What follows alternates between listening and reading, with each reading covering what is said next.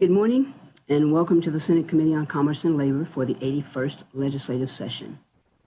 Before we begin, please be sure to mute your microphone when you are not speaking to minimize the background noise. Madam Secretary, please call the roll.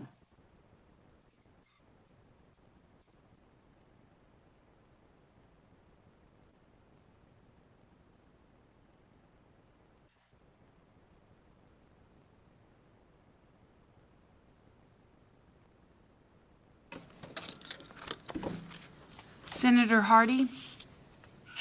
Here. Senator Lang.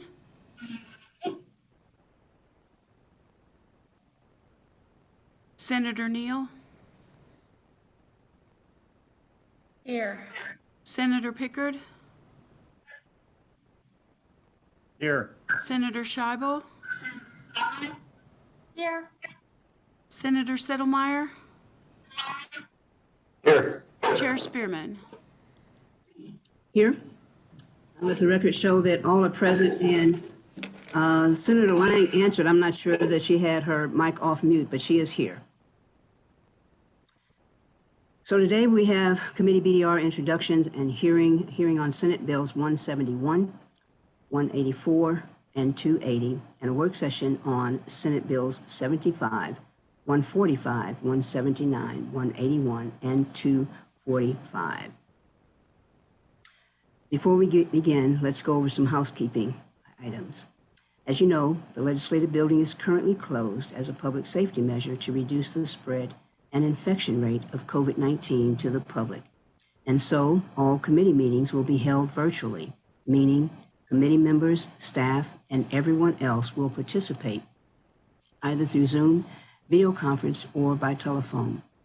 However, there are various ways members of the public can engage with us and participate throughout the process. These include registering to participate through Nellis, where you have the opportunity to testify on a bill or provide public comment during the meeting, submitting a written comment to the committee email address or fax number that's listed on the agenda.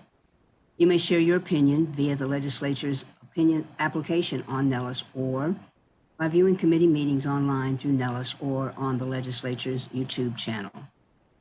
To register on Nellis, simply click the Participate button near the committee meeting date and time, then fill in the required information such as your name, the agenda item you're interested in, and your position on the bill.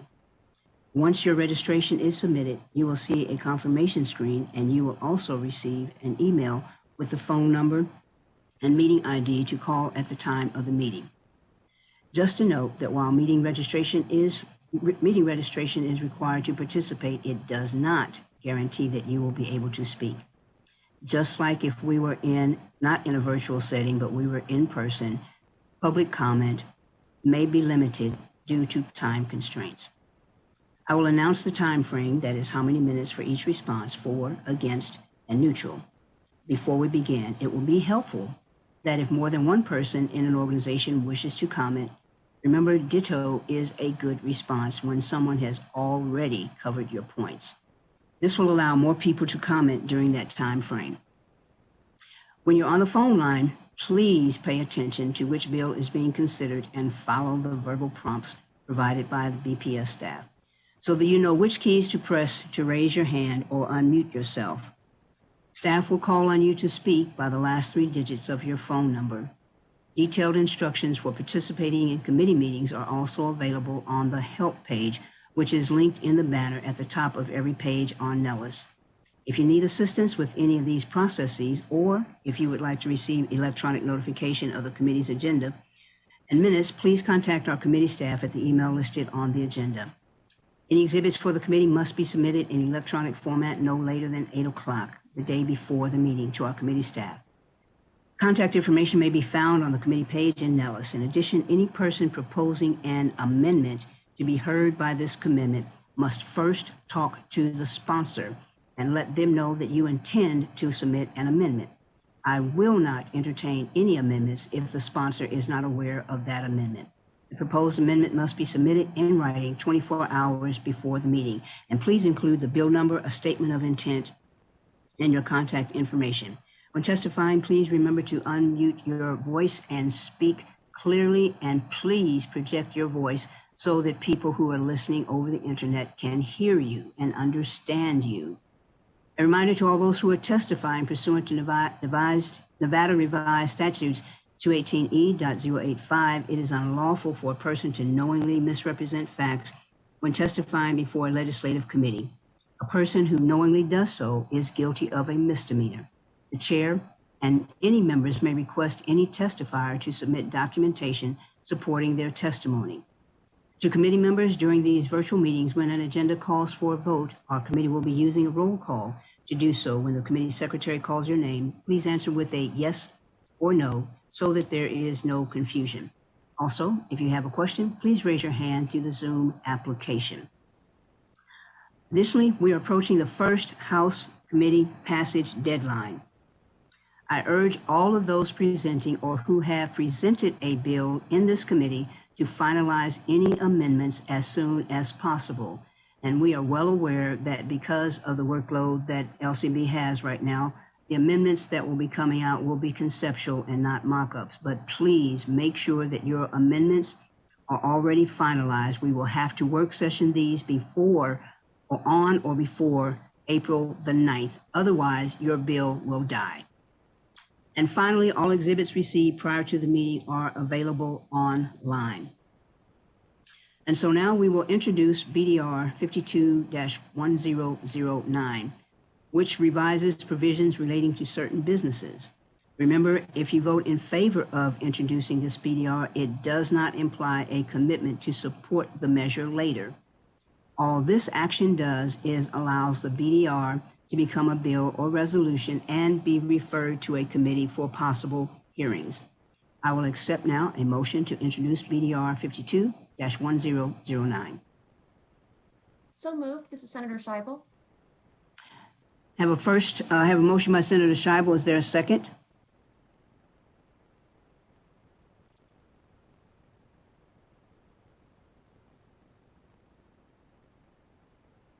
Is there a second? It looks like Senator Lang is trying to speak. Her microphone is muted, but we can't hear her. Okay, I have a second from Senator Lang. Any discussion?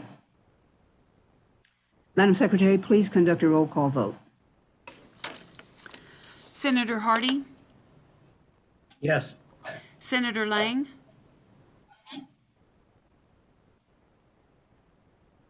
Senator Neal,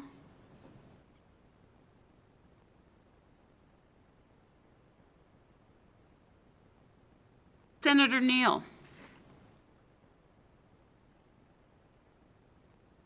Hello? Senator Pickard, Yes. Senator Scheibel, Yes. Senator Settlemyre,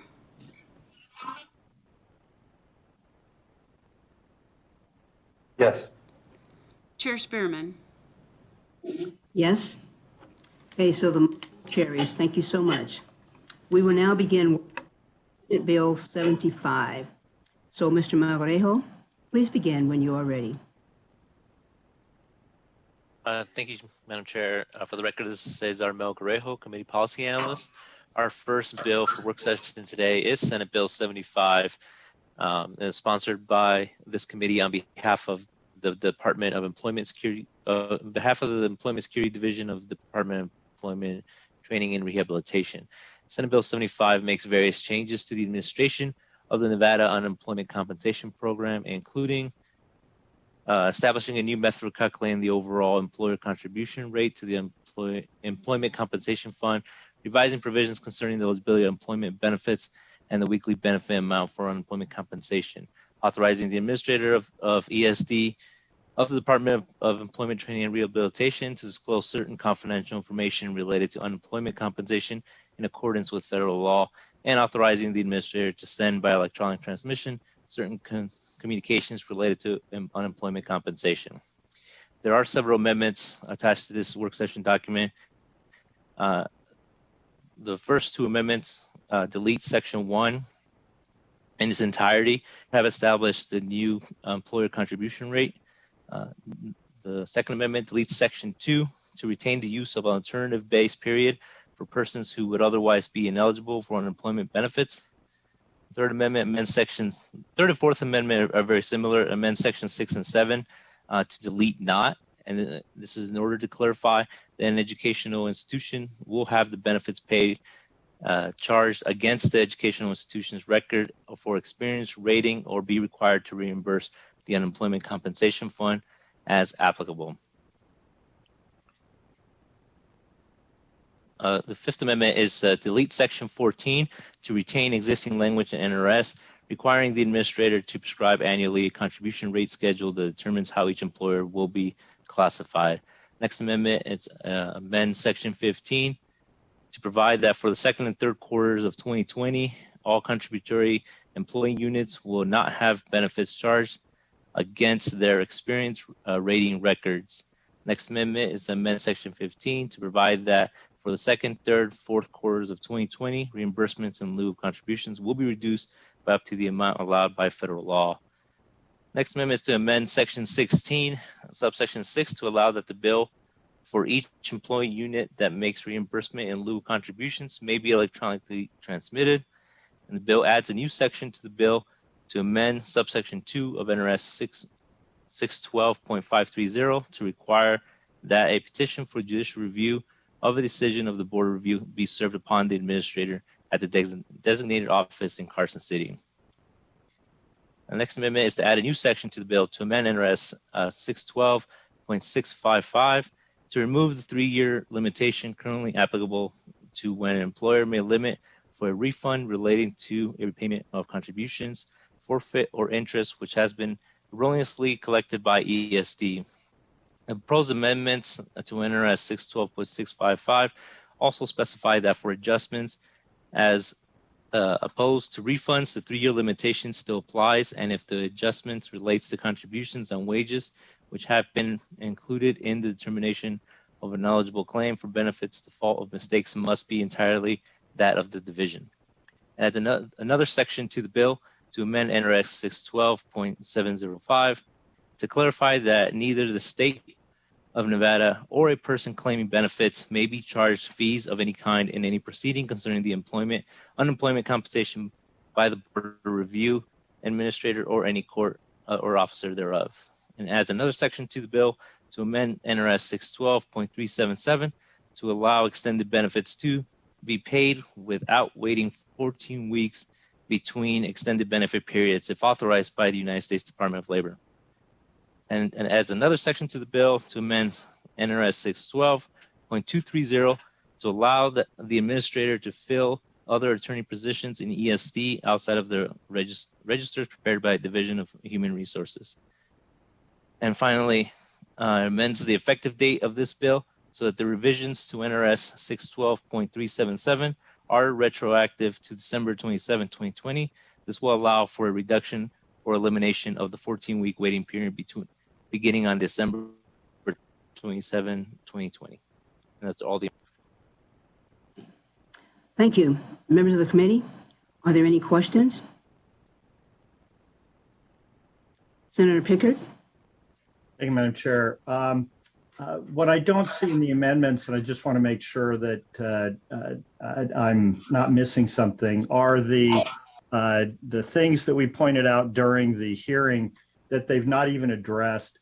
Things like the systems, their computer systems, they need to update, they need to combine them, they need to communicate between the two programs. I do see that we've got some things like the elimination of the 14-week wait between, if authorized by the Department of Labor. That's a good move, but I also don't see the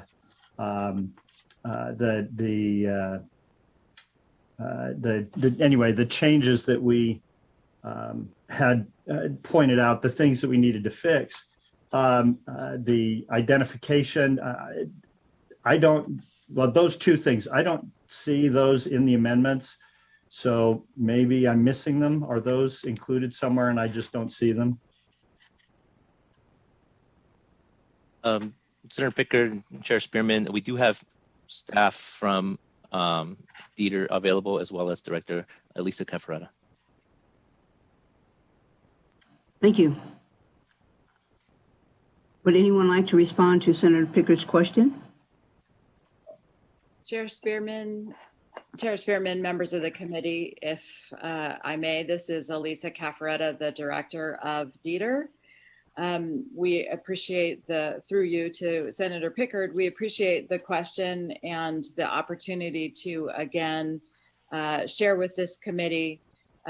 There are several items that were suggested by the strike force as next steps. I believe we have shared with the committee the full list of strike force recommendations and an update on our progress in implementing those items.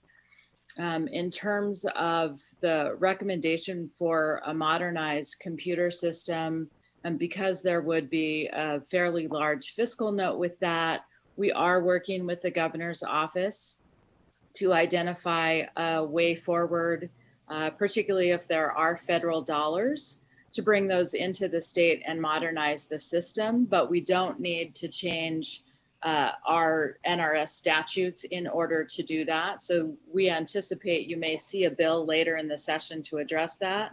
The same goes with integrating the two computer systems.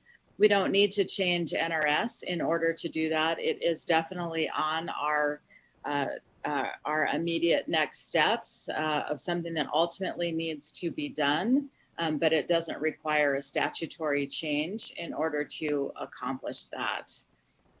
So I believe you do have that report, and we would be happy to provide additional updates as the session goes on of our progress of implementing those items. We just don't need any changes in the statute. I appreciate that. I guess I'm disappointed because during the testimony, we were told this is the only bill that DETR is bringing.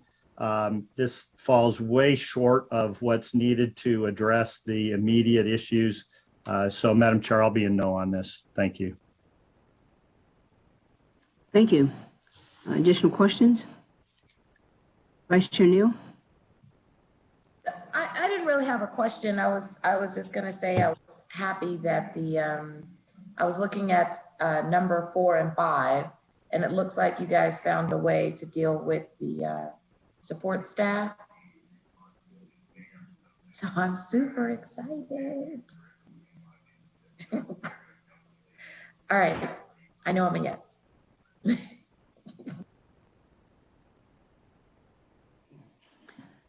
Additional questions, Senator Settlemyer?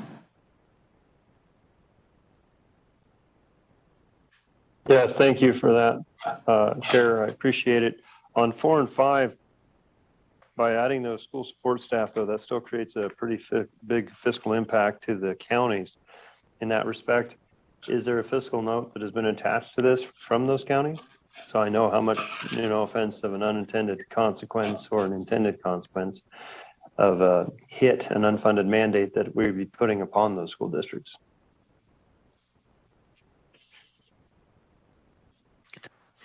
Chair Spearman, to you, through you to Senator Settlemyer. Just go direct. Just go direct. Thank you. This is Elisa Caffaretta, the director of DETR.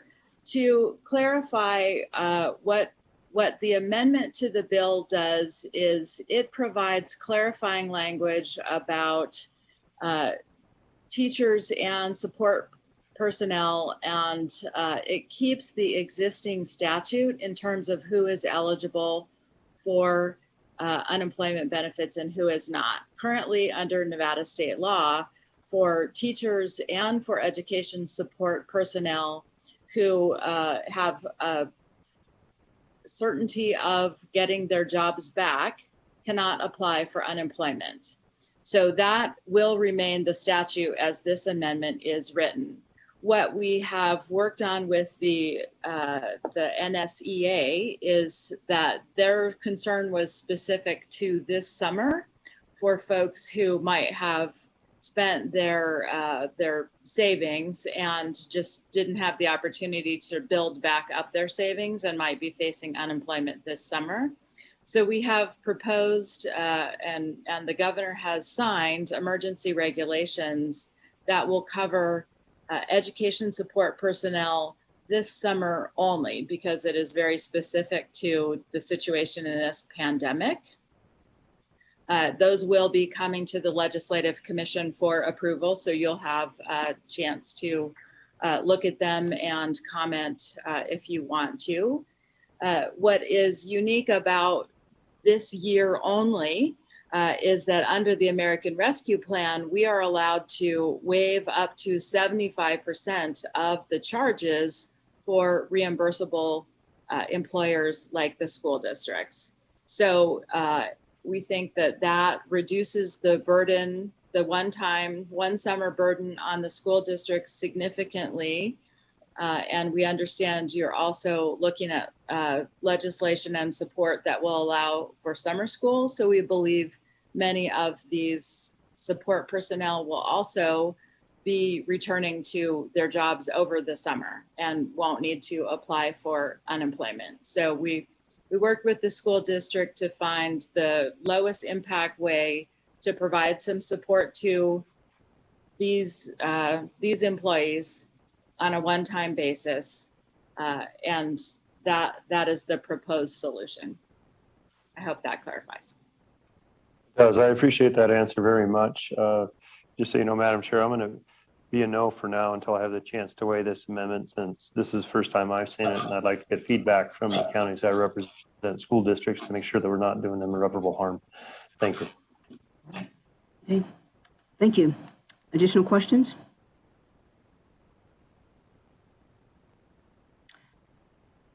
Senator Lang?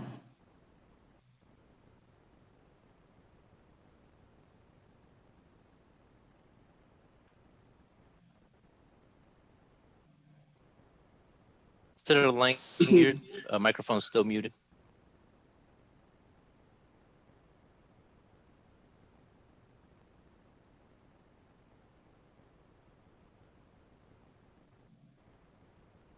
Still can't hear you. Broadcast, can you get somebody from IT to go and see Can you where? hear me now? Yeah, we can hear you now. Okay. I'll just keep testing him until I get one that works.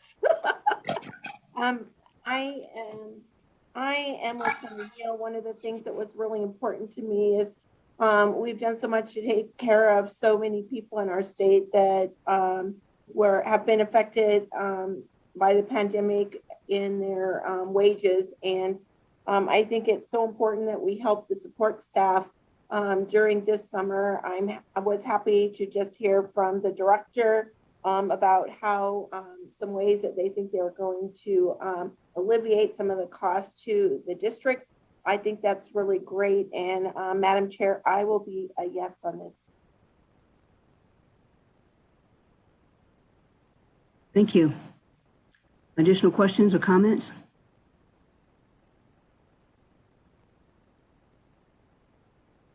Okay, seeing none.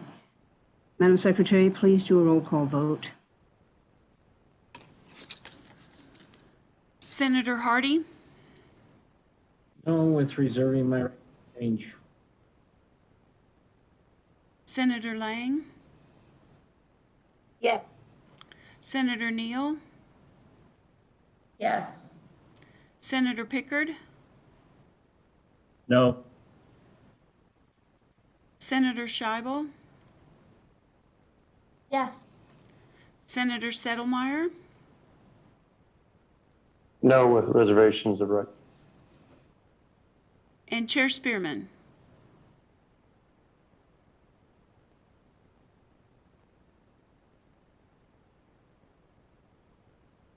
Chair Spearman, you're muted and the vote wasn't recorded. Here we go.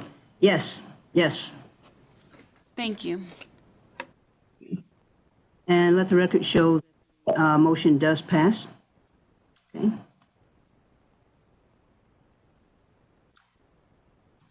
And let's see here. I signed the floor statement to Senator Lang. You want to take the floor statement? I would happily take this floor statement. Thank you. Thank you. Mhm. So now we will begin work session on Senate Bill 145. Mr. Melgarejo, please walk us through the bill. Thank you, Chair Spearman.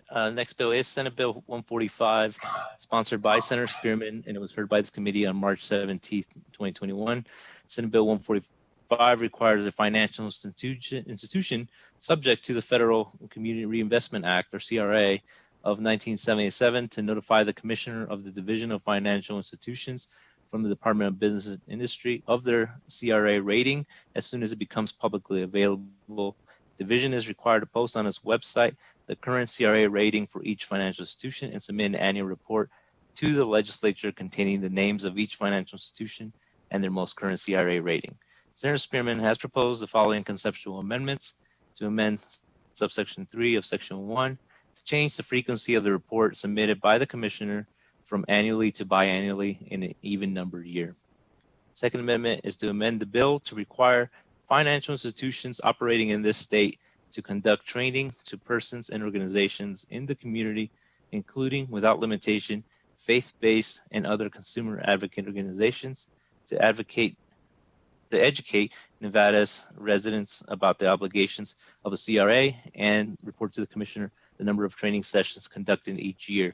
The commissioner must include in their biannual report the number of training sessions conducted by each financial institution, and those are all of them.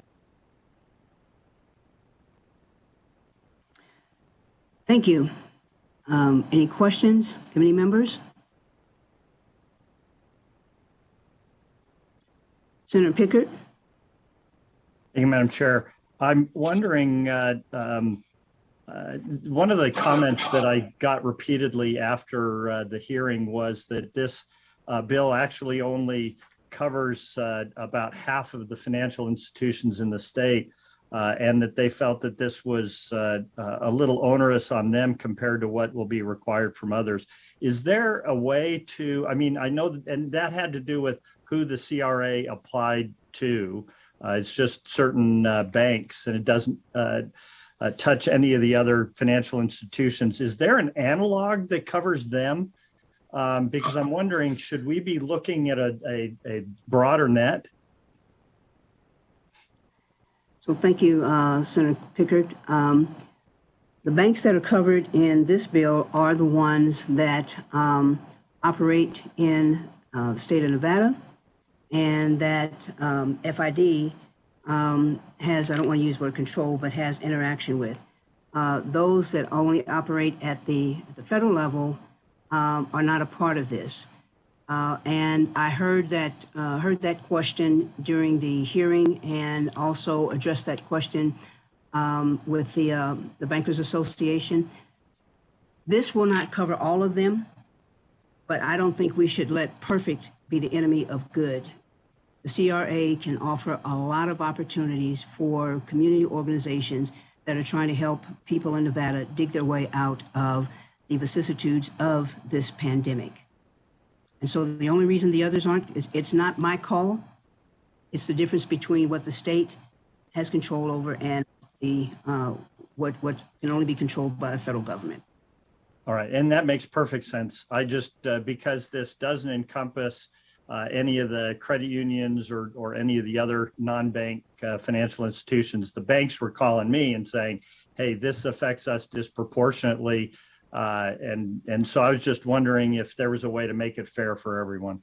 Anyway, thank you. Yeah, thank you. And Senator Pickard, let me address that last one. I'm not so sure what would be onerous about it, and this is not indicative of some animosity based upon your question, but whenever I hear people say that, I don't know what's onerous, because the only thing that the bill is asking them to do is to exact what they submit to FDIC and COC, what they do when they submit that, to submit the same information to FID. They're not being asked to develop another survey. They're not being asked to develop another questionnaire. They're not being asked to do anything except the information to make it duplicative and send it as well to FID. The other piece of that is partnering with communities, organizations in trainings, and those don't have to be. We've learned during this pandemic that everybody doesn't have to meet in person for the meeting to be effective. And so the only thing we're doing there is trying to make sure that people understand what is available. It also provides those banks who are under the CRA Act make sure that they know the community organizations that are out there, and perhaps they've been, trying to figure out, well, who needs our help? Where can we put this interest? And that provides another avenue for them. So whenever, and I've heard some people say that to me, and I've given them the same response. What's onerous about it? I mean, the only thing we're saying, and you submitted that electronically to the federal government, submit it electronically to FID. Sure, and no, I actually agree with you. I think it's a good thing to make sure that people know which banks are actually providing the service, because that should draw customers to them. But it's the requirement for them to post a rating, which most people won't understand. And my response was, well, I'm not sure they would understand the rating anyway, whether it's positive or negative, but they have to post it on their website where others don't. And so I thought it was probably a marketing issue or question that some were concerned about. But anyway, they voiced some concerns. I just wanted to ask about that. I appreciate it. No problem. For those who may be concerned that they won't understand the rating, the ratings are satisfactory, unsatisfactory, and the degrees to which it is satisfactory or the degree to which it is unsatisfactory really determines, especially unsatisfactory, determines how often they have to send the report to the federal government. So unless they don't understand U and S, I don't know what else we can do.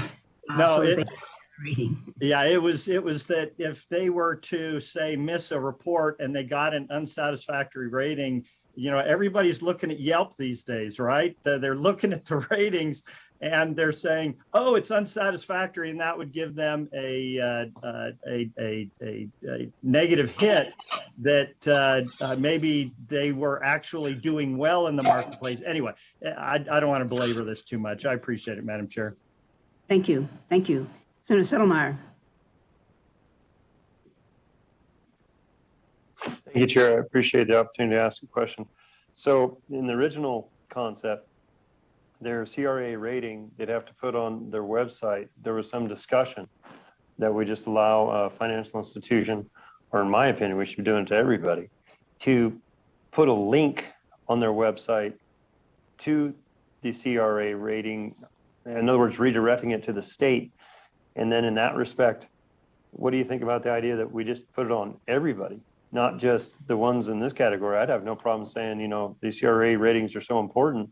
Why not put it on anybody who has a CRA rating, has to put a link on their website to the division, who then the division could not only have the link showing everybody the CRA, but also could have a very simple educational video clip about the CRA and why it's so important, and let them be the educational tool. Because I believe that if we're discussing that it's the need to educate Nevada residents about the obligations of CRA, I agree with you. But then the state should be the educator, not somebody else. Thank you for that question, Senator Settlemyre.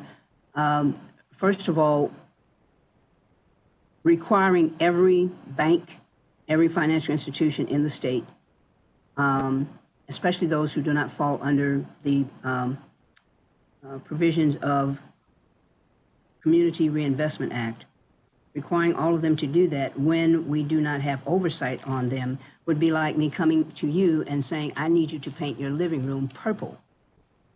I have no say in the way you run your household. So those for whom FID does have some provisional oversight, those are the ones. With respect to anyone else who wants to put the link, they can do it. I say have at it. I think it would be a great idea if people would just do it voluntarily. In talking with Phyllis, with the Bankers Association, according to her, all of the banks are doing very well. And I would think that those for whom this does not apply would want to put that information on their website as well, because it would then tell people in the community that this bank that's closer to them is doing as well as the bank that is not as close but is doing well, but the bank that is farther away is the one that we have oversight on based upon the CRA. So those for whom we do not have oversight, have at it. They're more than welcome to do it. And I'm not willing to say that the state should do it, because number one, that would add a fiscal note, and number two, the Community Reinvestment Act it's closer to the people when they are doing it along with community organizations, not the state. I appreciate that concept, but again, this isn't about painting somebody else's house. This is, do you have a CRA rating? If you have a CRA rating, then you have put yourself out in this field of monetary lending. And in that respect, again, the division should be able to develop this in-house with no real fiscal impact, because again, it's just obtaining, which I've sat there and viewed the CRA, YouTubes and stuff. They give a pretty good explanation of it. I don't know. I just firmly believe that this is a good thing, and I'm agreeing with you. And therefore, it should be done by anybody who has a CRA rating. But only putting it on just one entity, I find it problematic. Thank you, Chair. Thank you. Thank you. And I wish we could put it on everybody. You're exactly right, that we don't have oversight over them. So rest assured, you do not have to paint your living room purple. Are there any additional questions?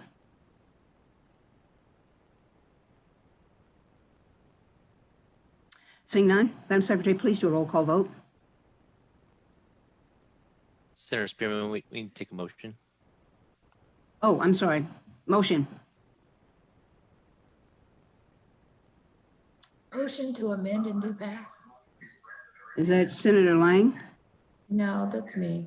Oh, Vice Chair Neal. Okay. Vice Chair Neal has submitted the motion. Is there a second? Second, Senator Scheibel. Thank you. And Senator Scheibel has second. Additional discussion? Madam Secretary, please do a roll call vote. Senator Hardy, Yes on the vote, on the bill. Senator Lang, Yes. Senator Neal, Yes. Senator Pickard, I'm going to be a no with reservation. I just want to circle back. Senator Scheibel, Yes. Senator Settlemyre, No. Chair Spearman. Yes? Okay, thank you. And let the record show that the motion does pass.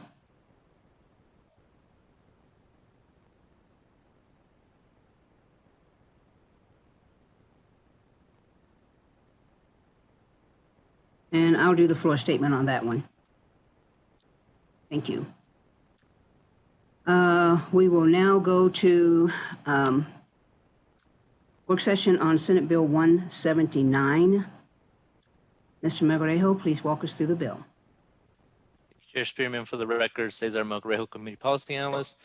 Next bill is Senate Bill 179 and was sponsored by this committee on behalf of the Legislative Committee on Senior Citizens, Veterans, and Adults with Special Needs.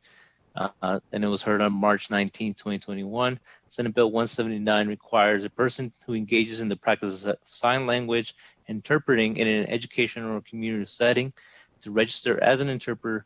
The bill further establishes the qualifications to register or provisionally register to engage in the practice of sign language interpreting. Division of Aging and Disability Services Division of the Department of Health and Human Services is required to adopt regulations establishing professional classifications to the practice of sign language interpreting and the qualifications for professional mentors of interpreters. The bill also removes the exemption that persons who engage in the practice of sign language interpreting or the practice of real-time captioning solely for meetings of nonprofit civic organizations from registering with the division.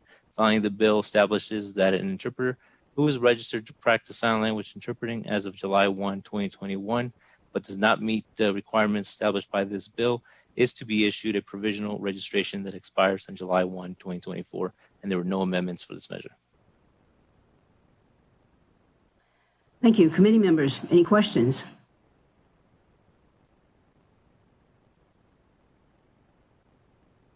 Move to approve.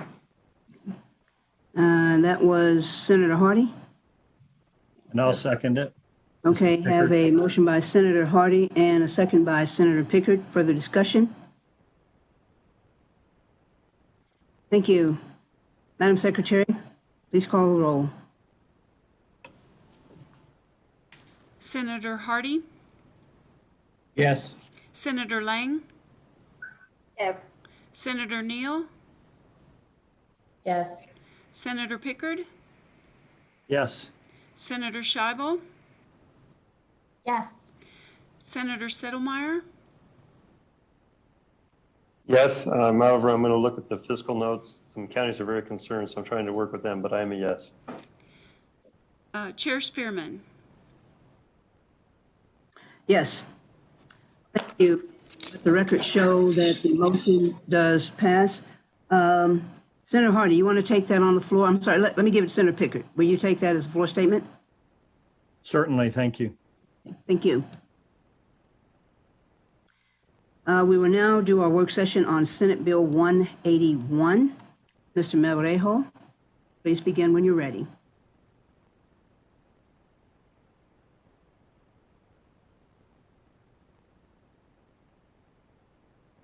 Thank you, Chair Spearman. For the record, my name is Cesar Magrejo, Committee Policy Analyst. Senate Bill 181 is sponsored by Senator Goicoechea, Hardy, Pickard, Buck, and Assembly members Titus, Hafen, and Ellison, and it was heard on March 17, 2021.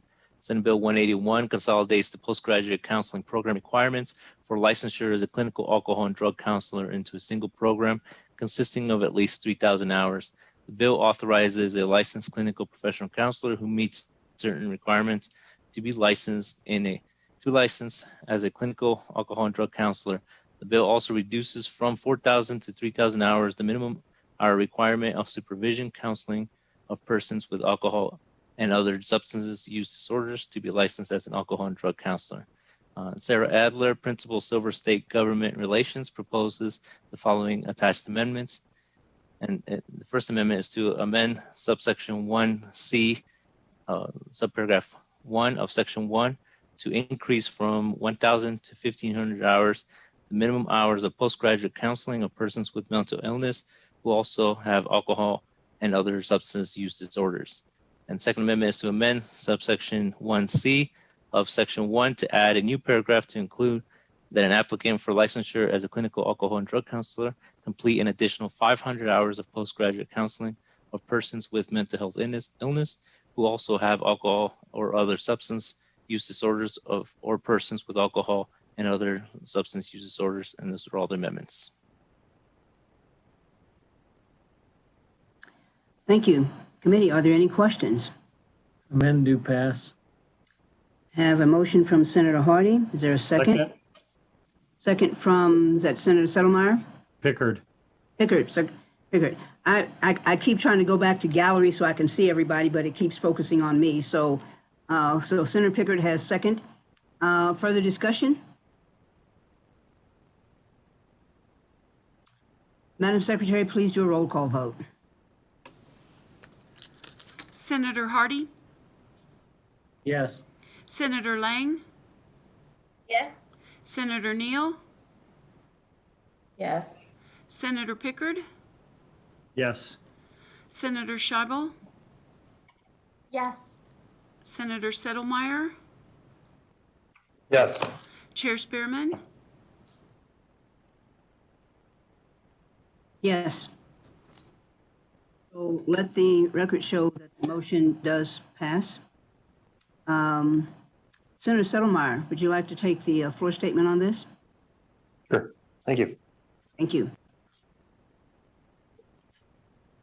And now we will begin work session on Senate Bill 245. Mr. Melrejo, please begin when you're ready.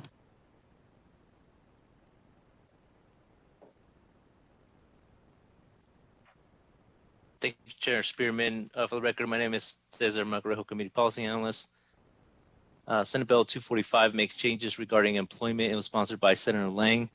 Senate Bill 245 expands the definition of wages to include the amounts due to a discharged employee or to an employee who resigns or quits. The bill authorizes such an employee who believes that he or she is entitled to wages or compensation from a former employer who fails to pay within the required time to file a claim or complaint with the Nevada Labor Commissioner.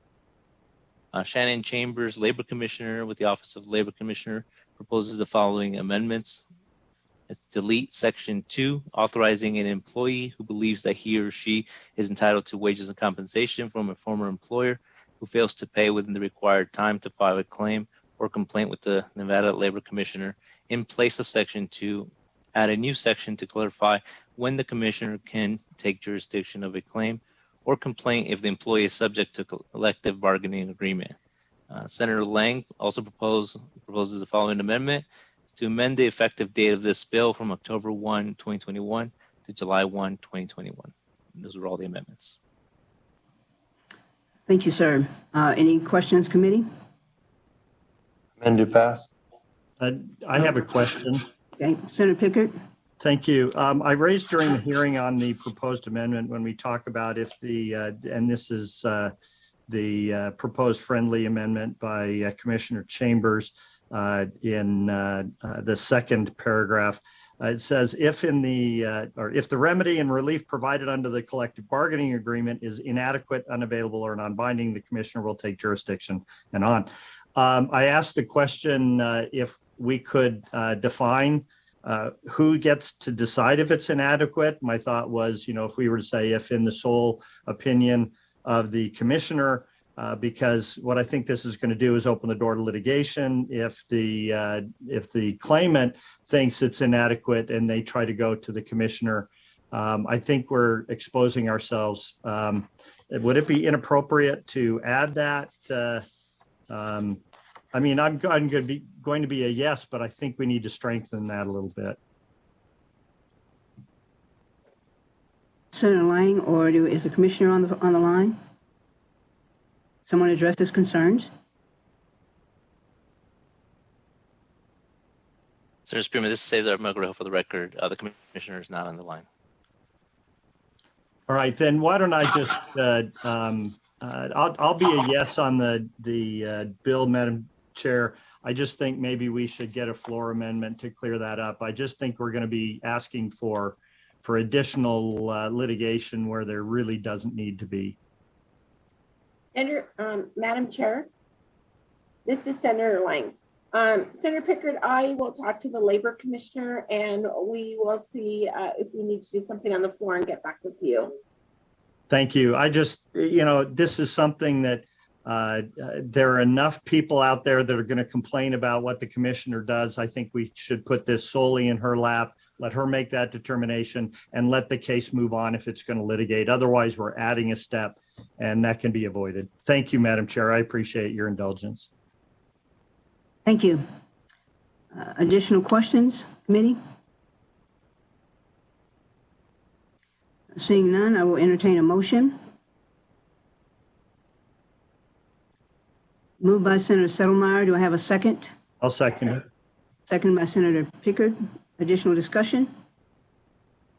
Chair Spearman, this is Cesar Melgarejo for the record, and that is a motion to amend and do pass. Amend and do pass. Thank you. So Senator Settlemeyer, you still with the motion? Okay, and Senator. Yes, ma'am. Amend to pass, Madam Chair. Senator Pickard, are you still a second? Yes, I'm still a second, Madam Chair. All right, so we have a motion to amend and do. Senator Settlemeyer, second by Senator Pickard. Any discussion? Madam Secretary, please do a roll call. Senator Hardy, Yes. Senator Lang, Yes. Senator Neal, Yes. Senator Pickard, Yes. Senator Scheibel, Yes. Senator Settlemeyer, Yes. Chair Spearman. Yes? And I'll ask Senator Scheibel, will you? Gladly. Thank you. I just need a clarification. There's been a question. Senator Hardy, on 181, did you vote yes or no?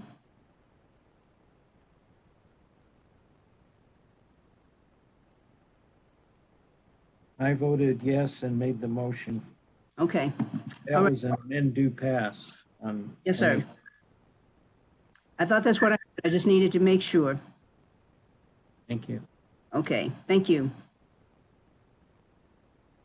So now I will open the hearing on Senate Bill 171. Senator Hardy, Dr. Amber Fredizio, and David Olson. Senator Hardy, please begin when you are ready. Thank you, Madam Chair. some of the drugs that are sent by mail are critical that they have an option to be able to get those in case there is a snafu in Houston with snowstorms, or if there is a problem someplace elsewhere.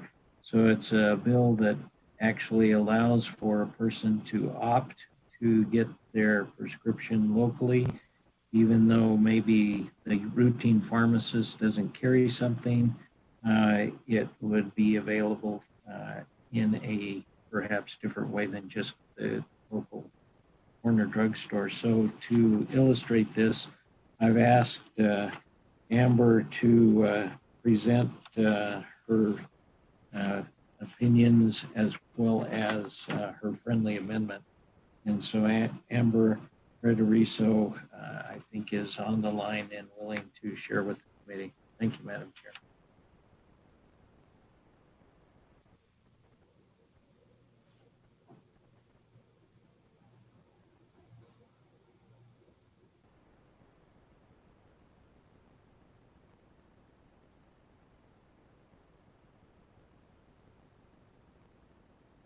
Thank you, respected members of the committee, for allowing me to be here today. My name is Amber Federizo, and I currently chair the Nevada Rare Disease Advisory Council, and I am the current director of research at the Hemostasis and Thrombosis Center of Nevada. Today, I reach out to you in the role of a nurse practitioner who has covered the entirety of the state for the last 10 years, treating patients with rare blood disorders, and as a resident who has previously lived in Frontier, Nevada. In my practice, I have observed the impact of pharmacy benefit manager policies created in obvious silos of urban resources and common conditions with little regard for geographic disparities or vulnerable populations who neither live in urban areas nor have common conditions. The Hemostasis and Thrombosis Center of Nevada holds the largest on-site inventory of factor for rare blood disorders in the state. No contracted pharmacies with which all of the major pharmacy benefits managers contract with hold hemophilia inventory in the state of Nevada. Currently, the closest distribution centers are located in California. The most common distribution centers for most pharmacy benefits managers which operate in this state are actually located in Lenexa, Kansas. The country was recently gripped with unexpected severe weather, which placed all mail on delay, including factor and vital vaccine shipments. When delays such as this occur and patients are required to utilize only mail order, the patient's sole access becomes the more costly alternative of the emergency department. This should be the avenue of last resort. More so with the pandemic, patients should not have to risk exposure to obtain medications that can easily become delayed with severe weather, considering the shipping distances most are utilizing. Additionally, many PBMs utilize the same distribution sites. Should the distribution sites be shut down, face a power outage, or reprioritize inventory, it can leave Nevadans with no local access to factor. The Hemostasis and Thrombosis Center couriers upon notification of emergency need for hospitals throughout the state. And for patients requiring immediate discharge, they are couriered factor directly from our office to their home if they are unable to come in person. Mail is an option for convenience, not a mandate. Without a provision to protect this access, patients would not be able to obtain factor locally and be dependent on out-of-state resources. The Hemostasis and Thrombosis Center of Nevada has the only pharmacy in the state that you can walk into to obtain factor. We strongly support provisions which ensure that pharmacy benefit managers do not restrict local direct access to factor that is not dependent on mail. If a patient is bleeding today, they should not have to wait for shipping or pay more for expeditious shipping. It is clear that the administrators of pharmacy benefit managers have not traversed this state in a vehicle or Southwest or Delta flight from Las Vegas to Reno, Ely, Winnemucca, Elko, or Oahe, as we have and currently continue to do, to ensure patients have an on-time access to life-saving medications when needed. It is clear that the administrators of pharmacy benefit managers have never set foot on tribal land or understand how people may only have a post office box for delivery against common PBM rules that they must have a home address. We have to ship to hospitals or sometimes firehouses to make these things work and also drive them out or provide direct access. It is also clear that PBMs are not aware of what resources are available and how long it takes for such delivery methods to reach Frontier, Nevada. Most of us complain at day 3 of Amazon Prime being late. Frontier, Nevada has to wait sometimes weeks. Mail order requirements may have a cost savings in urban areas that can support it for common conditions, which a delay may not impact their medical condition greatly. In rare disease, especially those with active bleeding or blood clots, any delay can be problematic and erase any of those cost-saving gains in mere moments. Additionally, pharmacy benefit managers and insurers are more commonly implementing co-payment accumulator programs in an effort to reduce costs and shift patients to cheaper generic alternatives. For many, this is an option. For patients with bleeding disorders, there are no currently available generic options for consideration. Therefore, the implementation of co-payment accumulator programs unfairly penalizes patients with no choice but to utilize brand name medications. Local retail pharmacies do not stock or dispense Factor, with us as an exception. Factor is only dispensed through specialty pharmacies. Due to the exceedingly high cost of Factor, approximately $12,000 per month, $155,000 per year, we do not have any families that have voiced ability to pay cash price. Due to insurance mandating specific PBM and specialty pharmacy use, families are unable to shop for the most cost-efficient choice. They must pay their price mandated through their PBM and specialty pharmacy and offer the formula they elect to provide. They simply do not have a choice. It's far too common than it should be that PBMs own their specialty pharmacies and funds paid are received back through those same corporations. Here is an analogy that helps explain the co-payment accumulator. A food distributor offers discounts to a grocery store. The grocery store saves money. Amber goes to the grocery store to feed her family. Amber has to buy a certain brand of food to survive. That brand gives her a card to help her buy the food. Amber thinks she will then have the card applied to her groceries, but she is wrong. The grocery store accepts the card, and then because Amber did not directly pay herself, she will still have to pay her share of the cost to obtain the brand. If Amber chooses another product off-brand, it will apply. There are no off-brand products for Amber to buy. Amber needs this brand and has just enough this time.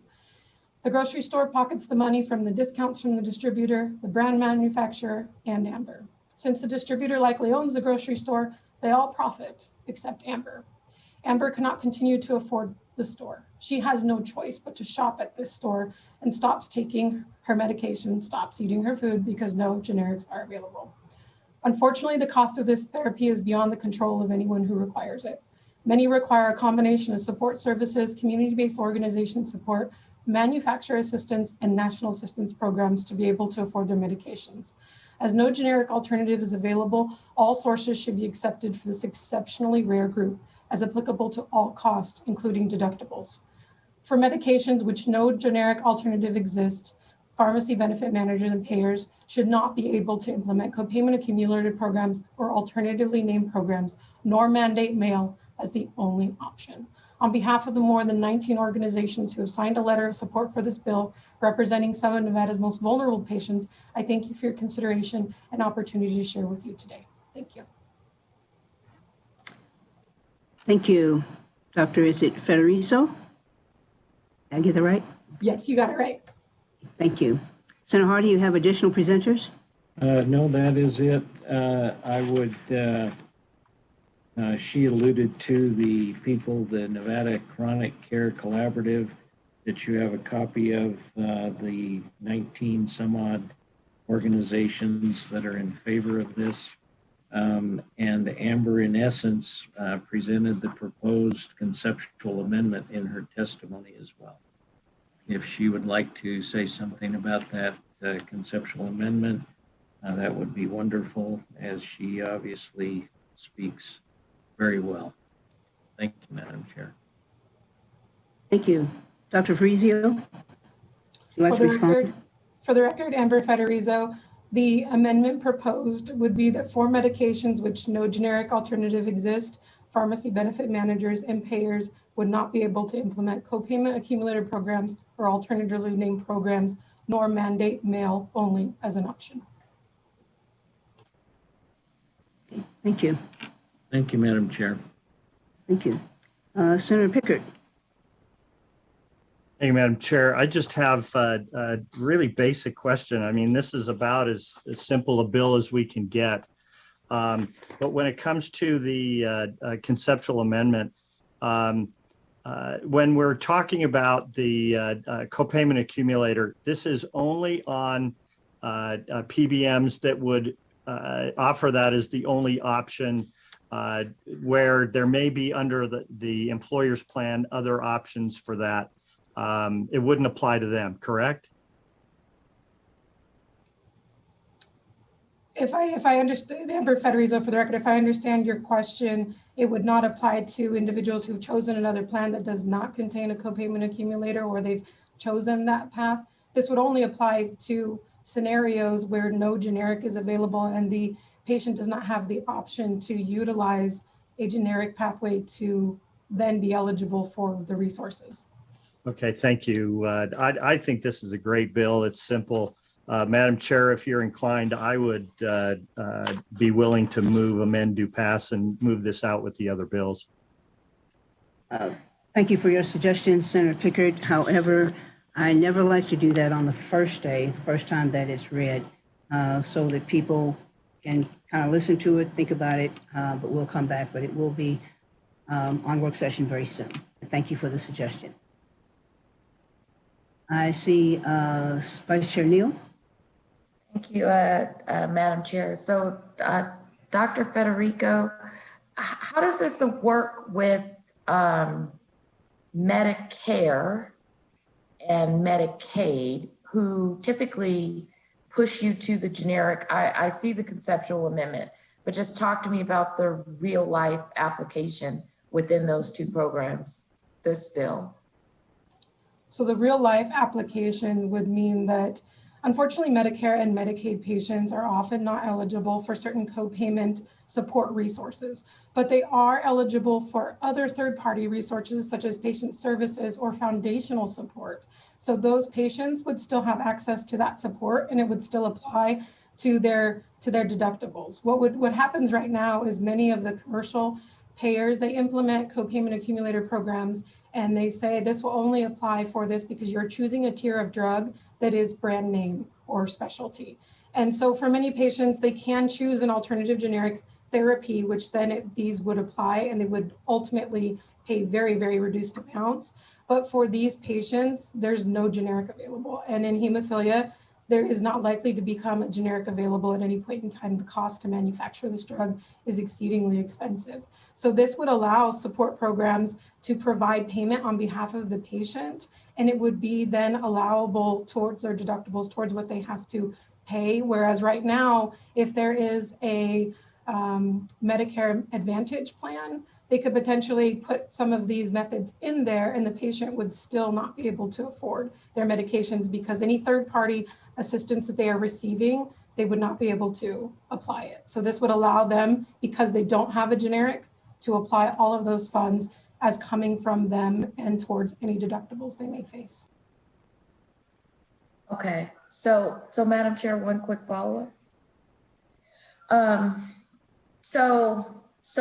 Okay, because what's clicking in my mind, right? You know, that RX card that you can get for free, and you just basically go on the RX website, you download it, and then you take it to the pharmacy. This then would talk to me about that card. So Amber Federizo, for the record, I believe you're referencing coupon cards such as Good RX. And those are often utilized as upfront discounts, and those are generally for retail. And for most medications, those provide some sort of discounts.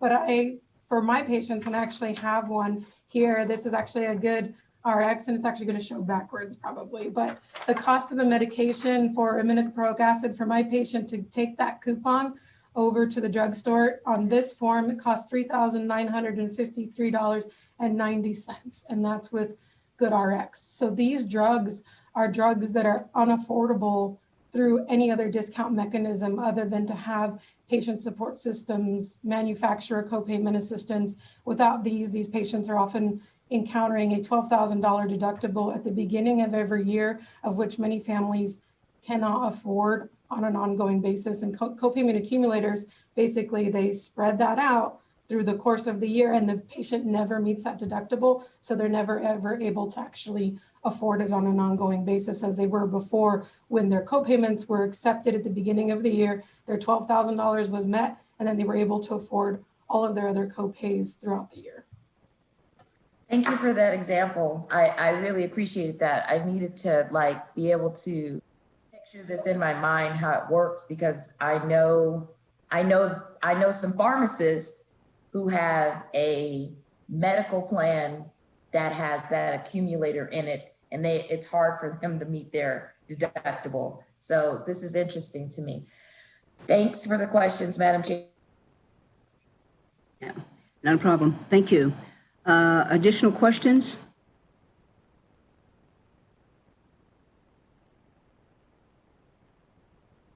I don't see any hands.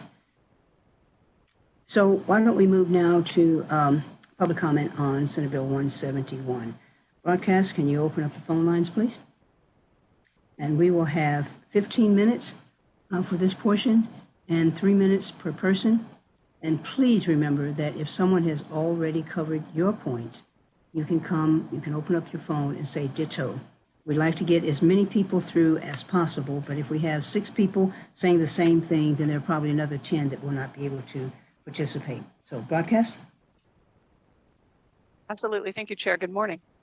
To testify in support of SB 171, please press *9 now to take your place in the queue.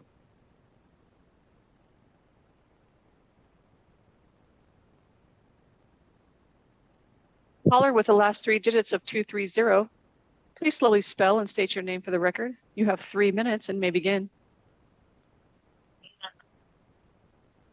Hi, my name is Elizabeth Dittenberg, and I am the Executive Director of the Nevada Chapter of the National Hemophilia Foundation. My name is spelled ELIZABETTDITTENBER. I would like to express support for the proposed for SB 171 as drafted, and also with the amendment. The mail order restriction is a huge barrier to families that require drugs on a prophylactic or timely basis. And also the accumulator adjuster is a huge threat to patients who require their medication to live each day. And it is a huge barrier. We have many families that have approached us when they cannot afford their medications and are often taken by surprise by this policy. So I really encourage the committee to consider the amendment and consider preventing this harmful process. Thank you.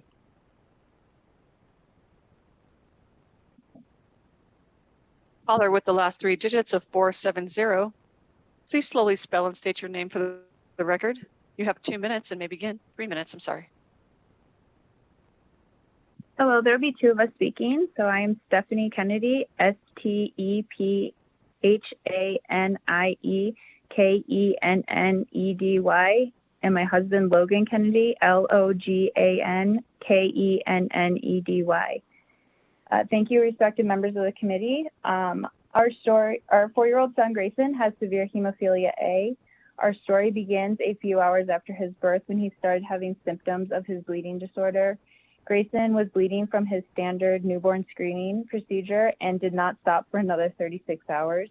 His incident, along with several other prolonged bleeding episodes, one resulting in emergency surgery when he was just 3 weeks old. This was very terrifying, especially as being first-time parents. However, this event finally led to his diagnosis of severe hemophilia A at 7 weeks old. His diagnosis was a complete surprise and shock to us. We did not have any prior family history of the condition, and we really didn't know much about hemophilia at the time. We jumped right in with both feet and quickly learned how to care and manage for Grayson's bleeding disorder. Grayson does require 2 life-saving medications every 4 weeks to prevent any spontaneous or injury-induced bleeding episodes. He receives 1 injection just below the skin and another that goes directly into the vein. These medications allow our son Grayson to live that active 4-year-old lifestyle. Hi, respected members of the committee. This is Logan Kennedy. As Stephanie alluded to, Grayson's medications can be incredibly expensive. In 2020, they cost us a total of $140,000. Luckily, our insurance helped us cover most of this cost, but still cost us about $11,000 for the copay. Now, luckily, we had something called a copay assistance program that helped us to shoulder the cost of Grayson's medication, so he is able to live a normal and healthy life.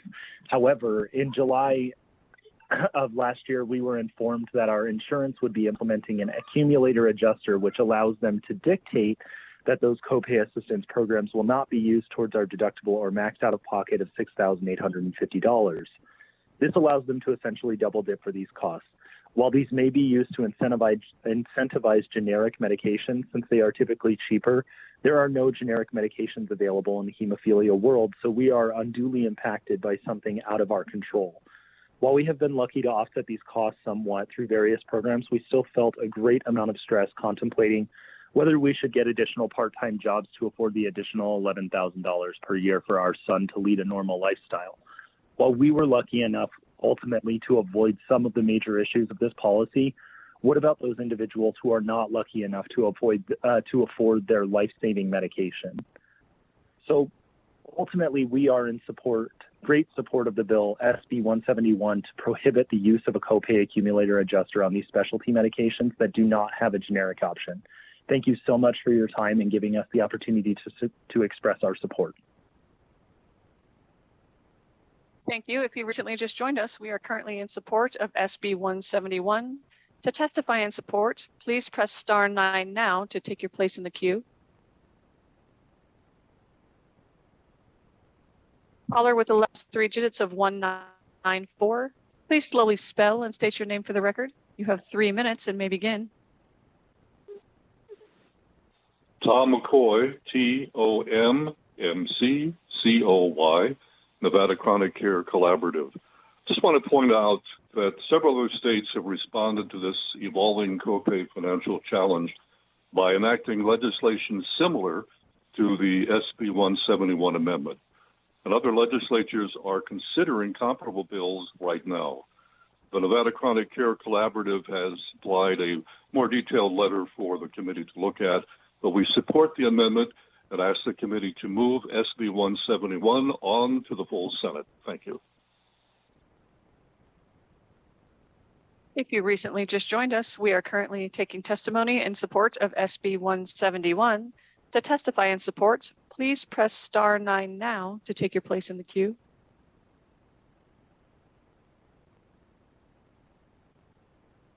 Chair, you have no more callers in support at this time. Thank you. So we will move now to those in opposition. 15 minutes, 3 minutes per person. Thank you. We are currently in opposition of SB 171. To testify in opposition, please press star 9 now to take your place in the queue.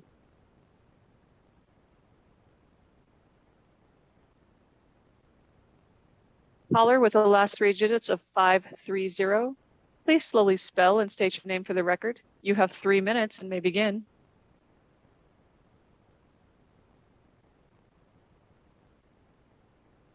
Caller with the last 3 digits of 530, please press star 6 now to unmute yourself. Thank you. Please begin. Madam Chair, members of the committee, my name is Bill Head, Billhead. I'm with the Pharmaceutical Care Management Association. We are the National PBM Trade Association. PBMs administer prescription drug benefit plans for more than 266 million Americans through a variety of healthcare sponsors, commercial plans, self-insured, union plans, trust, Medicare, and Medicaid, including Medicaid and the employee program for the state of Nevada. PBMs are estimated to save consumers and sponsors more than $1 trillion over the next 10 years. In Nevada, PBMs are projected to save the state consumers and payers $8 billion over 10 years. Of that amount, roughly 480 million through administering the mail order program on behalf of plan sponsors. Mail order is a plan benefit design. PBMs do not dictate whether or not mail order is a benefit or not. That is decided by the plan sponsor. I think there's a misconception that PBMs are imposing mandates or requirements. PBMs simply administer plan benefit designs. And the reason for these savings is that mail order facilities, because they are large, are able to purchase from wholesalers drugs in very large quantities. And those savings from those purchases are passed on to the payer and to the patient. So that is the reason for the savings. Mail order facilities also tend to have higher adherence rates because mail order drugs are maintenance drugs. Typically, allergy medications or medications are going to be on for more than a year or so, or several months at the least. So we are in opposition to that provision. We're also in opposition to copay coupons. To Senator Lang's question on Medicaid and Medicare, coupons are specifically prohibited in both programs because CMS realizes that they would in fact add to the total cost of the program. You don't have copay coupons on the medical side because they're an illegal inducement to care. You get a knee surgery, you don't get a coupon for that. And coupons only exist when there are competing brands in the same therapeutic class. Sole source drugs don't offer coupons because they have no competition. So this is how it ends up raising prices. It may help an individual patient, and it's hard not to be empathetic to that, but they will end up raising the cost for everybody under that particular health plan. So for these reasons, we oppose both the underlying bill and the proposed amendment. I would like to take a second to thank Senator Hardy for his time in speaking to us about the bill and allowing us to express our concerns and have a very candid and good conversation, and we're grateful for that. And with that, I will end and happy to answer any questions. Thank you, Madam Chair. Thank you. Caller with the last three digits of 523. Please slowly spell and state your name for the record. You have 3 minutes and may begin. Good morning, Chair Spearman and members of the committee. My name is Tom Clark. That's T-O-M-C-L-A-R-K. I come before you today on behalf of the Nevada Association of Health Plans. Our association is made up of the private insurance carriers in the state, and we currently make up about 19% of the market. I come before you today in opposition to Senate Bill 171 as written and the amendment that was presented. The convenience, cost savings, and reliability of prescriptions provided by mail far outweigh any potential negatives presented by the bill sponsor and the support testimony. It's simply not realistic to think that retail pharmacies, especially in rural Nevada, can keep many of these important medications on their shelves. Whether they're sent to a pharmacy or sent to a patient's home, prescriptions arrive by some kind of parcel delivery company. I was raised in rural Nevada, and I would argue that it is more likely that a snowstorm will keep a patient from getting to the pharmacy than that package being delivered to their house. We also very much support the testimony by Mr. Head. Thank you, Chair Spearman and the members of the committee. Thank you. If you have recently just joined us, we are currently in opposition of SB 171. To testify in opposition, please press *9 now to take your place in the queue.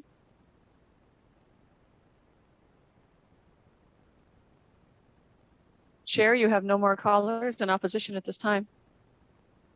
Thank you. Let's go now to neutral.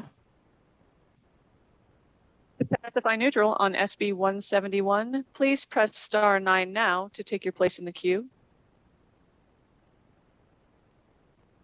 Caller with the last three digits of 139, please slowly spell and state your name for the record. You have 3 minutes and may begin. For the record, Laura Rich, L-A-U-R-A-R-I-C-H, Executive Officer of the Public Employees Benefits Program. I am testifying today in the neutral position as the PEB board has not had an opportunity to discuss this bill or take a position on it yet. PEB has determined that the elimination of the mail order requirement, which at this time only affects specialty medications, would result in reduced discounts and rebates to the plan, since drug pricing and rebates are not as favorable through retail pharmacies as the program would get through the pharmacy benefit manager. The potential shift to retail fills modeled by PEB's PBM estimates about a $318,000 annual cost impact to PEB. There's also some concern that the cost will grow as members who currently receive their drugs by mail will continue to do so, but new patients might be more likely to choose a retail pharmacy over mail order. In regards to the conceptual amendment that was discussed today, PEB will need to review this information, but it is likely that it will have an additional fiscal impact to the program as well. Thank you very much. Thank you. Moving to the next caller.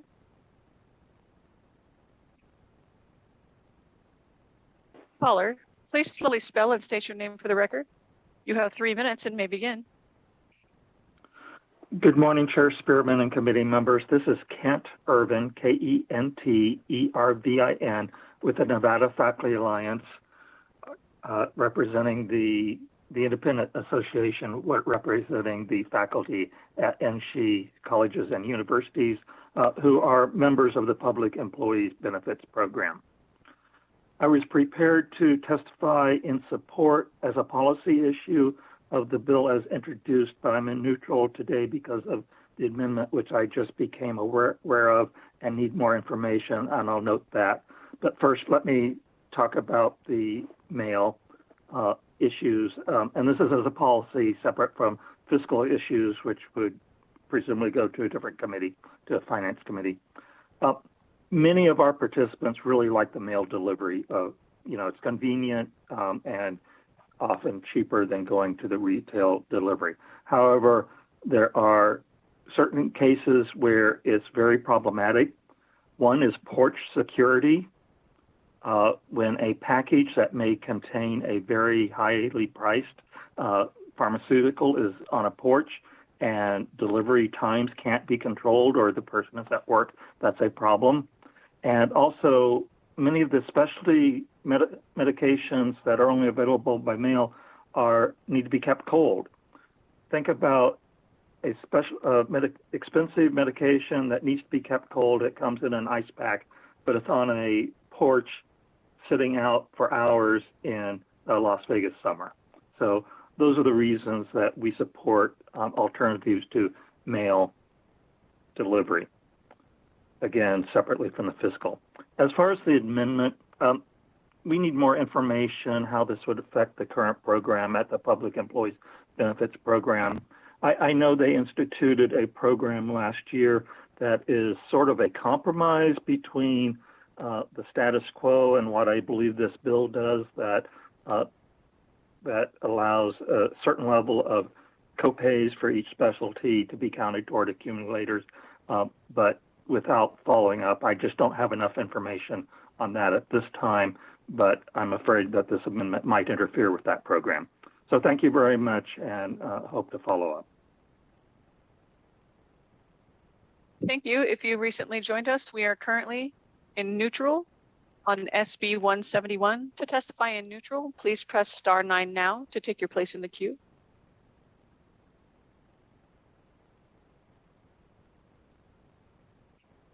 Chair, you have no more callers neutral at this time. Chair Spearman, for the record, we do have David Olson on Zoom from DHHS, who is here on neutral. Okay, thank you. Mr. Olson? Thank you. Thank you, Chair Spear and members of the committee. I'm here with the Division of Healthcare Financing and Policy. My name is David Olson. I'm the Chief of Pharmacy Services. We are here to share information that Senate Bill 171 possibly conflicts with the intent of Assembly Bill 3 from the 31st special session, which provided for Nevada Medicaid to set up a specialty pharmacy program. The division is developing a specialty pharmacy, which proposes mailing medications to recipients. It should be noted the passage of this bill reduces a barrier for those who would prefer to obtain medications through a pharmacy or have difficulties with reliable mail service.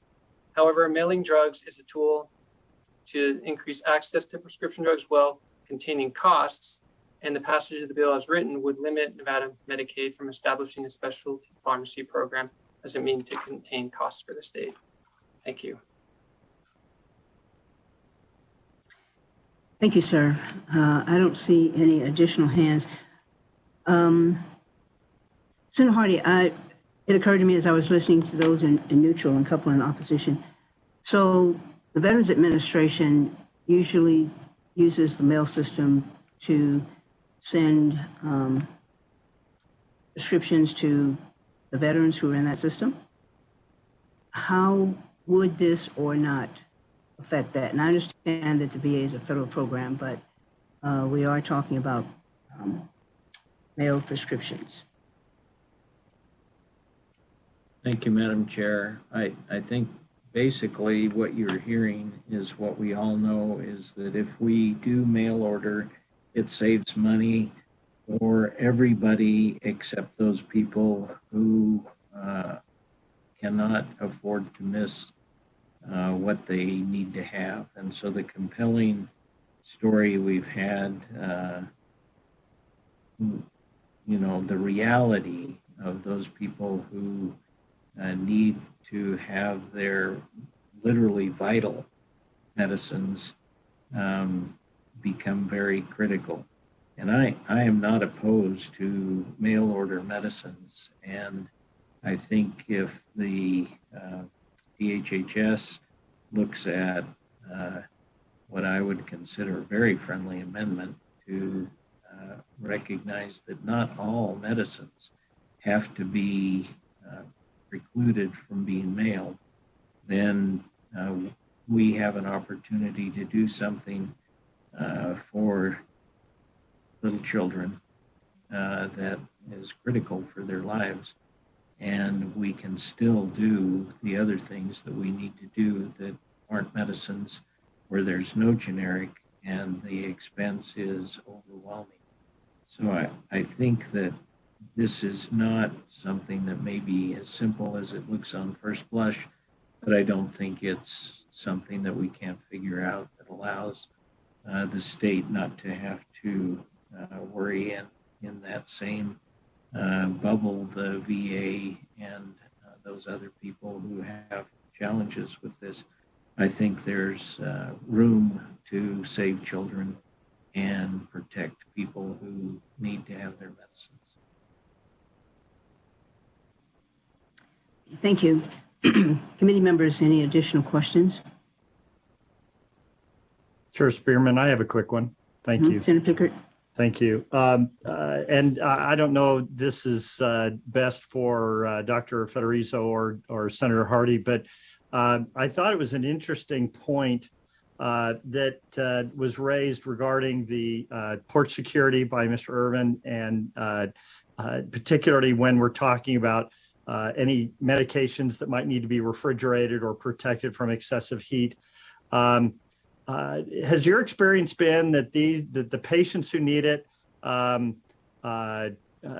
know this and take steps to address it, or are we losing a significant amount of these mailed pharmaceuticals because they're left out on the porch and somebody takes them or they spoil? Do we have any idea, even anecdotally, what's happening there?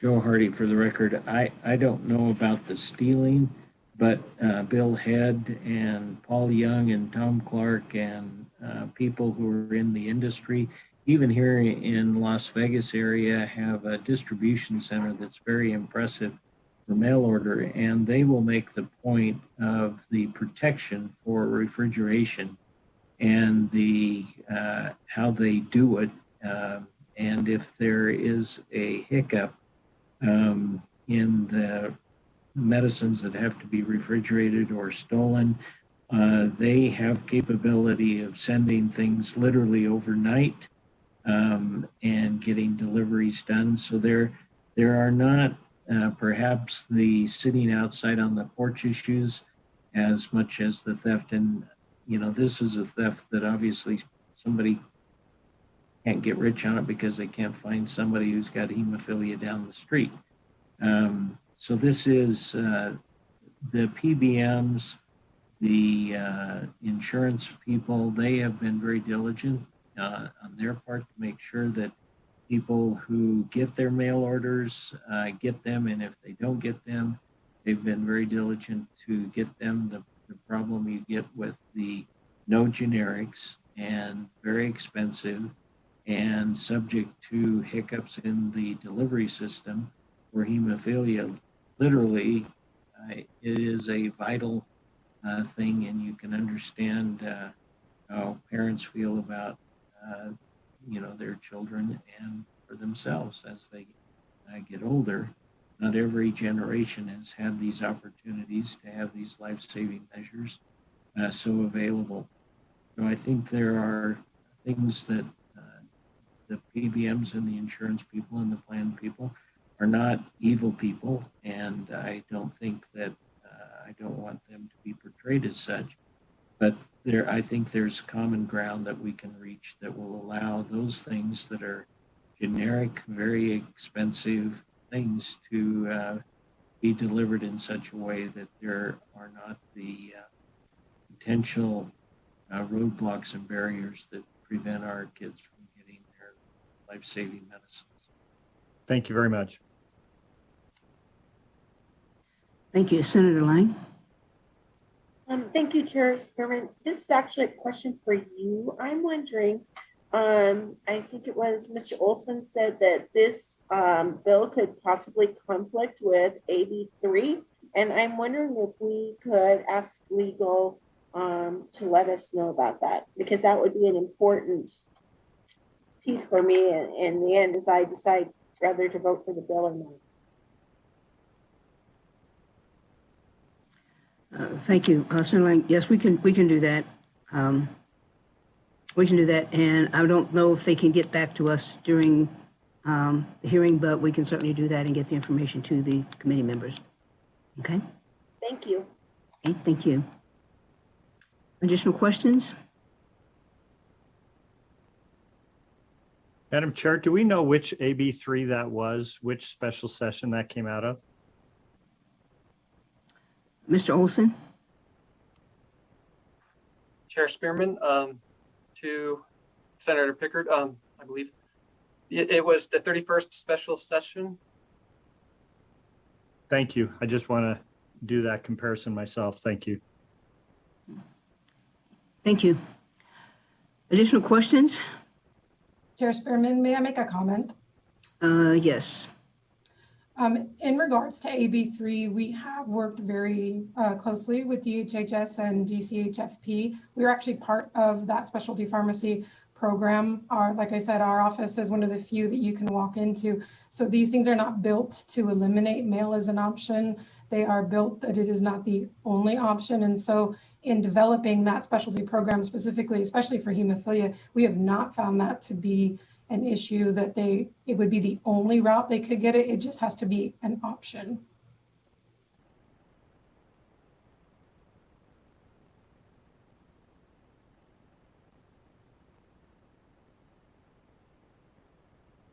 Okay. Thank you, Dr. Federico. Did I get it right? I'm going to get it right before you leave here. Okay. Additional questions?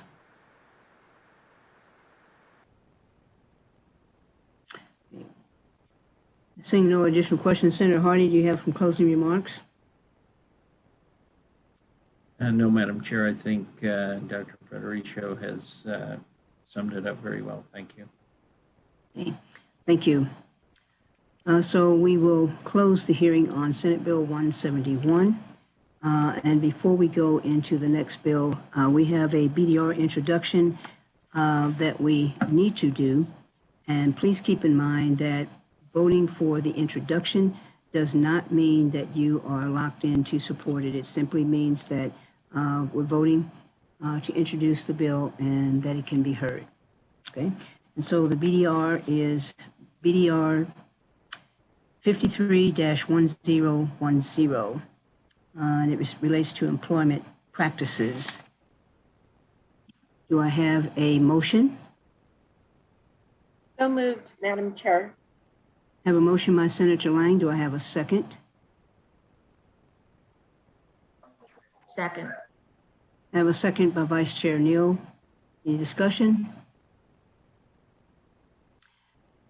Madam Secretary, please do a roll call vote. Senator Hardy? Yes. Senator Lang? Yes. Senator Neal? Yes. Senator Pickard? Yes. Senator Scheibel? Yes. Senator Settlemyre? Yes. Chair Spearman? Yes. Okay, the motion passes.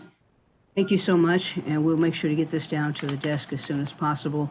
The other item of business, I was just reminded by our policy analyst, that during the discussion on Senate Bill 75, we did not get a second. So go back and reopen the hearing for Senate Bill 75. That's only for the portion of the motion. That was the bill for Dieter. Do I have a motion? I'll second Okay, you second it? Okay, so we have a second from Senator Lang. Chair Spearman, for the record, we should get a motion as well. Oh, yeah, that's right. Hold on. I'm multitasking here. Yeah, so let's get a motion. Do I have a motion to amend to pass on Senate Bill 75? So, Madam Chair, I'll make a motion to amend to pass. So we have a motion from Senator Lang. Do I have a second? I'll second that, Senator Scheibel. Okay, second from Senator Scheibel. All those in favor, I'm sorry, Madam Secretary, do a roll call vote. Senator Hardy, Yes. Senator Lang, Yes. Senator Neal, Yes. Senator Pickard,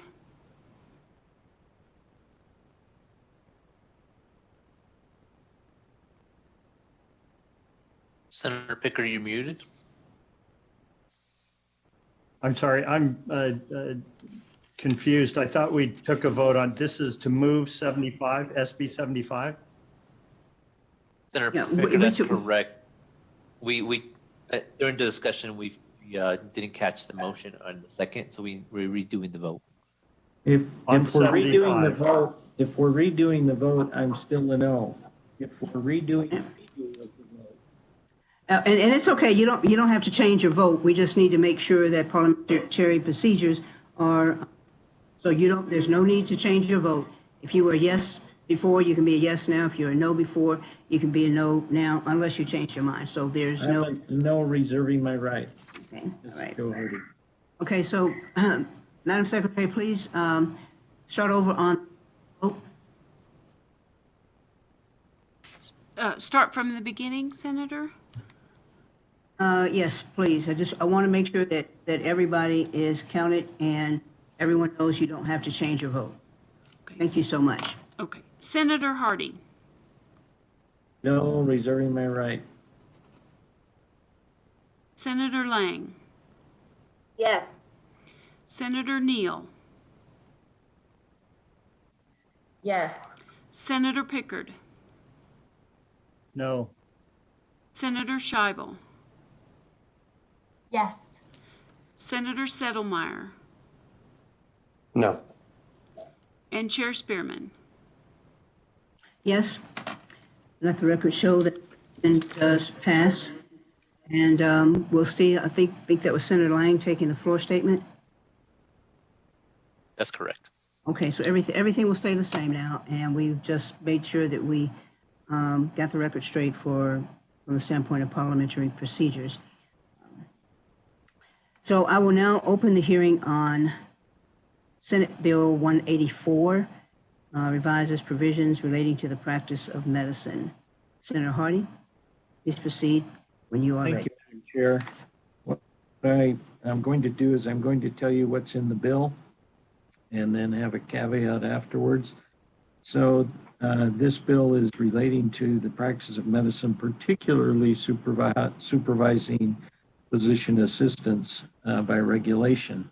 It also proposes that physicians, MD and DOs, both would be allowed to practice medicine with all the other restrictions and opportunities and obligations with 2 years of graduate medical education as opposed to 3 years in a row that exists now.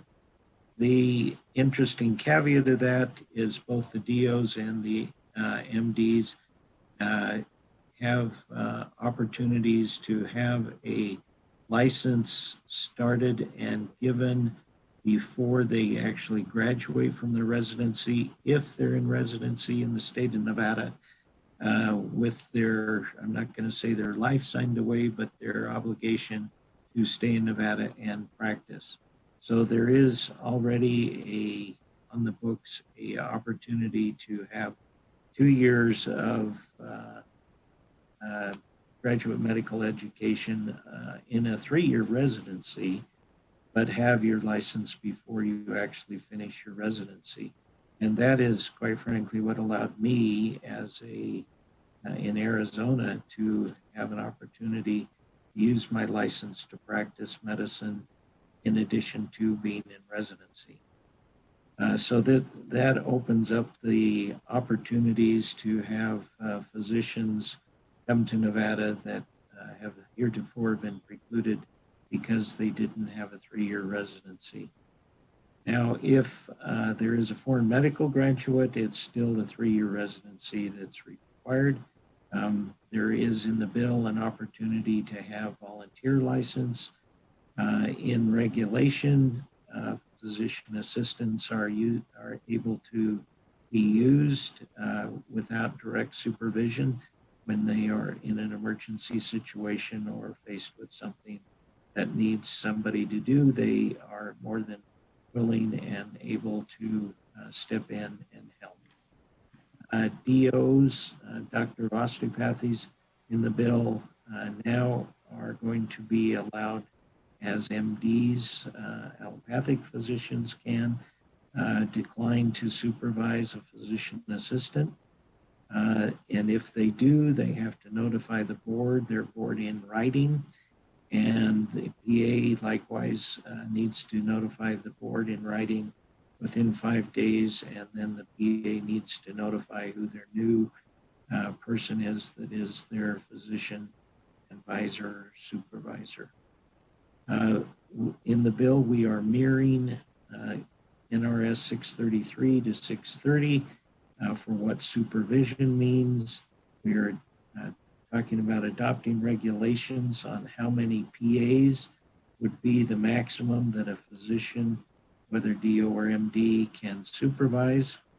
If there is a new physician assistant, brand new, never done anything before in a practice that wasn't in training, there is a 30-day in-person supervision necessary, not in the same room, but in the same place. And PAs, if one of the challenges right now is if a physician assistant works for a group or in a group, there are doctor of osteopathies, there's doctor allopathies, and they both end up supervising the physician assistant at one time or another. And that means the physician assistant has to pay the price and join both boards, the MD board and the DO board. And this bill proposes that there be a simultaneous licensing of NRS 630, NRS 633, and then split the fee to each board by half. And that will allow a seamless way for a PA to be supervised by a DO or MD who are working together.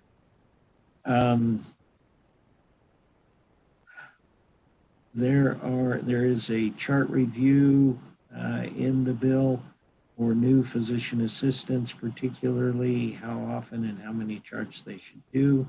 PA students, physician assistant students are talked about where they don't have to be members of the board of directors of the DOs or the MDs, but they are students and learning as such.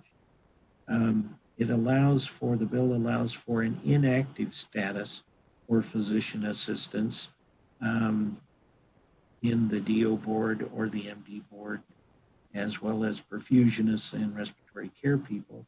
But the inactive status is unique in that I'm no longer practicing, and then there are no fees to be inactive. And in as much as there are no fees to be inactive, then the PA can say I'm an inactive PA. One of the challenges is the verbiage of that, and physician assistants obviously are going to say I would prefer to be able to say I'm a PA and not have to say I'm an inactive PA every time they talk about what they used to do in their life. We are also asking for the list of physician assistants to be shared with each board, so each board can tell the other board who are their physician assistants. The PA services, if a physician assistant is working with a supervising physician, then she should stay within the scope of the supervising physician. And that is in the bill. There is,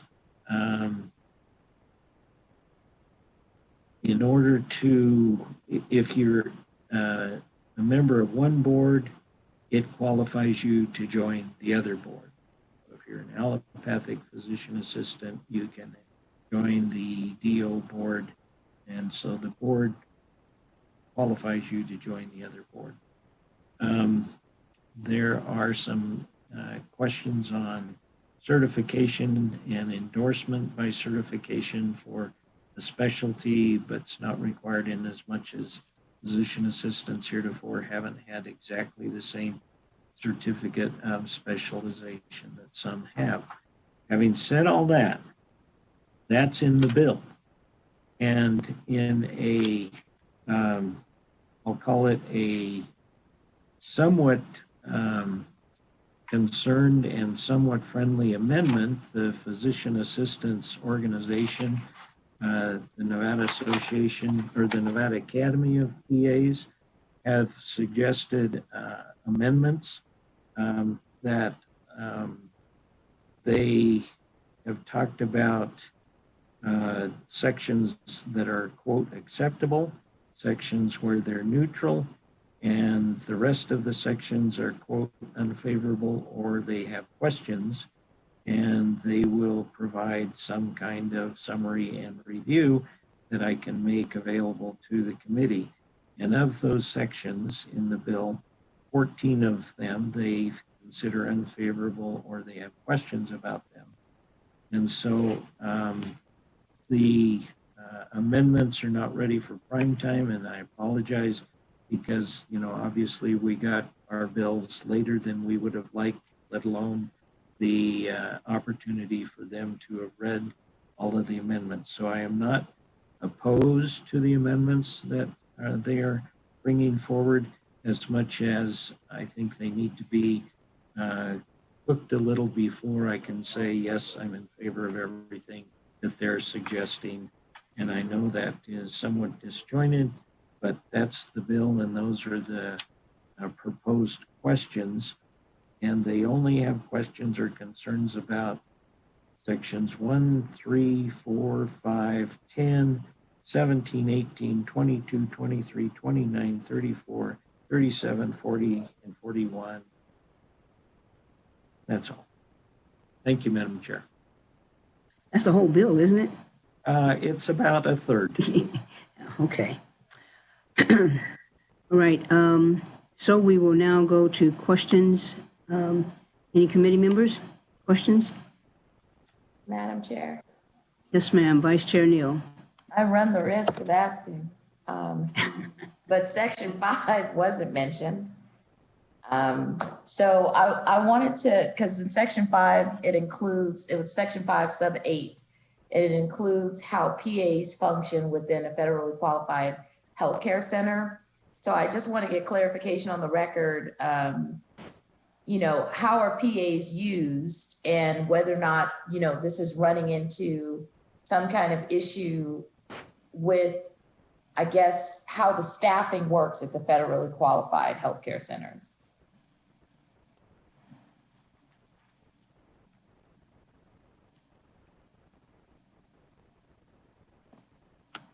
If I may.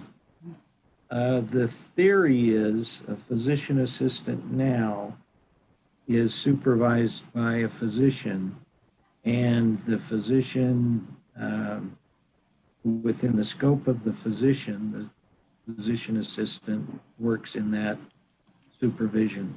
That is one of the sections that the physician assistants would like to cut out, that whole section. Oh, okay. Thank you, Madam Chair. Sorry, Senator, I didn't hear that section. It's quite all right. That's what the question period is for. I'm looking and I don't see any other hands. Did I miss anyone? Committee member for questions? Okay, so now we will open it up to public comment.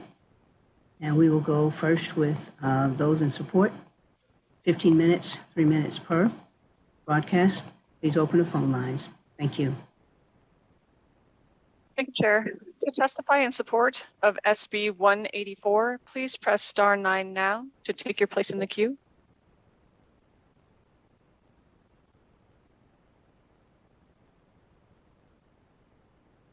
Caller with the last 3 digits of 232. Please slowly spell and state your name for the record. You have 3 minutes and may begin.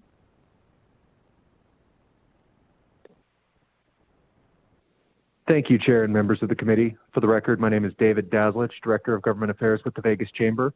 That's spelled D-A-Z-L-I-C-H. We want to thank Senator Hardy for bringing this bill from the long work of the Southern Nevada Forum's Committee on Healthcare. We'd like to thank Dr. Hardy for shepherding that process along and bringing this bill to address the modest goal of improving access to care and care providers within the state of Nevada.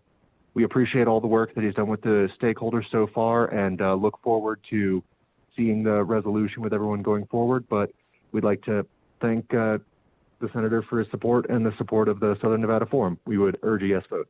Thank you.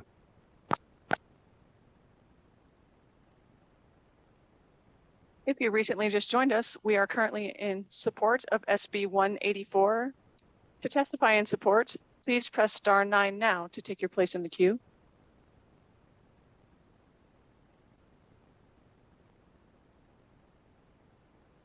Chair, you have no callers in support at this time. Thank you. So we'll go now to opposition. To testify in opposition of SB 184, please press star 9 now to take your place in the queue.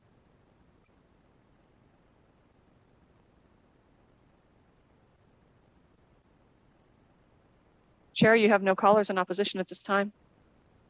Thank you. So now we will go to those testifying in neutral. To testify neutral on SB 184, please press star 9 now to take your place in the queue.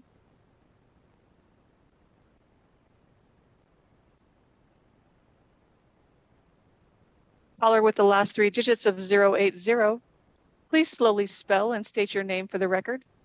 You have 3 minutes and may begin. Thank you, Madam Chair. For the record, Susan Fisher, S-U-S-A-N-F-I-S-H-E-R, with McDonald Carano, representing the Nevada State Board of Osteopathic Medicine. We are neutral, but we do have some concerns. I have spoken with the bill sponsor about some of the concerns, and we're working to get what hopefully will be viewed as a friendly amendment to him soon. We appreciate the intent with regard to eliminating the requirement for a PA to have to register and pay under both NRS 630 and 633. That would be the allopathic and the osteopathic boards in the event they may be working with both an allopathic and an osteopathic physician.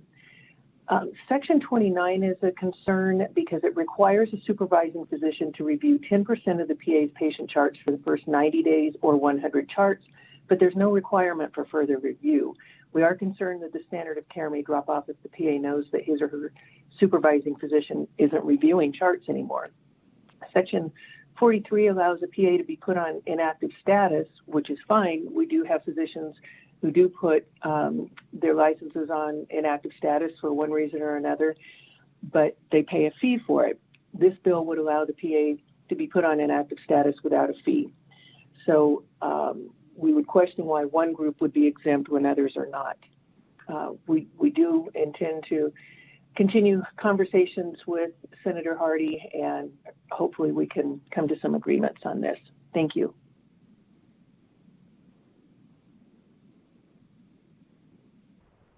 Caller with the last 3 digits of 058, please slowly spell and state your name for the record. You have 3 minutes and may begin. Good morning, Madam Chair, members of the committee. This is Keith Lee, K-E-I-T-H, Lee, L-E-E. I represent the Nevada Board of Medical Examiners. The board has not had a meeting to meet and take a position on SB 184, so I appear in neutral. But we do have a question. If the board staff is correct in its understanding that the intention of section 2.1 paren B is to apply to graduates of foreign medical schools, then the staff believes the approving authority mentioned in that section, that is, the approving authority is the Liaison Committee on Medical Education, or the LCME, is not accurate. The LCME only approves medical schools in the United States, including Puerto Rico and Canada. It does not approve foreign medical schools outside of Canada and Puerto Rico. And for your convenience, Madam Chair and members of the committee, as part of the testimony I submitted in writing yesterday, it's on Nellis right now. I've given a short blurb about the Liaison Committee on Medical Education, so you're aware of that. So if the staff reads section 2.1b correctly, what it does, it limits rather than expands the universe of foreign medical school graduates who may be eligible for licensure in Nevada. Section 2.1a also changes the current 3-year graduate medical education requirement, or 36 months as in statute now, to 2 years. That's a policy decision. The board takes no position on that. However, we think it's instructive that you're aware of the fact that this was changed in 1985 to 3 years, and I've attached for your convenience and information a copy of the legislative history on SB 64 of the 1985 legislature. In addition, the Federation of State Medical Boards, of which the Nevada Board of Medical Examiners is a member, recommends that all states require the successful completion of a 3-year minimum of 3 years of graduate medical education. With that, Madam Chair, I'll be happy to take any questions offline, and thank you for your time and consideration.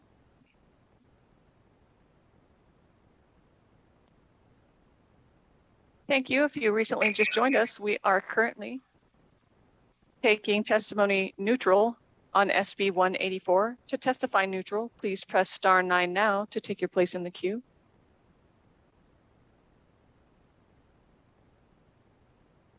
Chair, you have no callers left neutral at this time. Thank you. Are there further questions by committee members?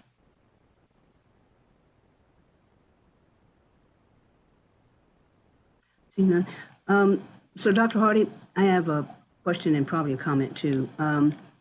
This is really brought to help with the shortage of medical providers in Nevada.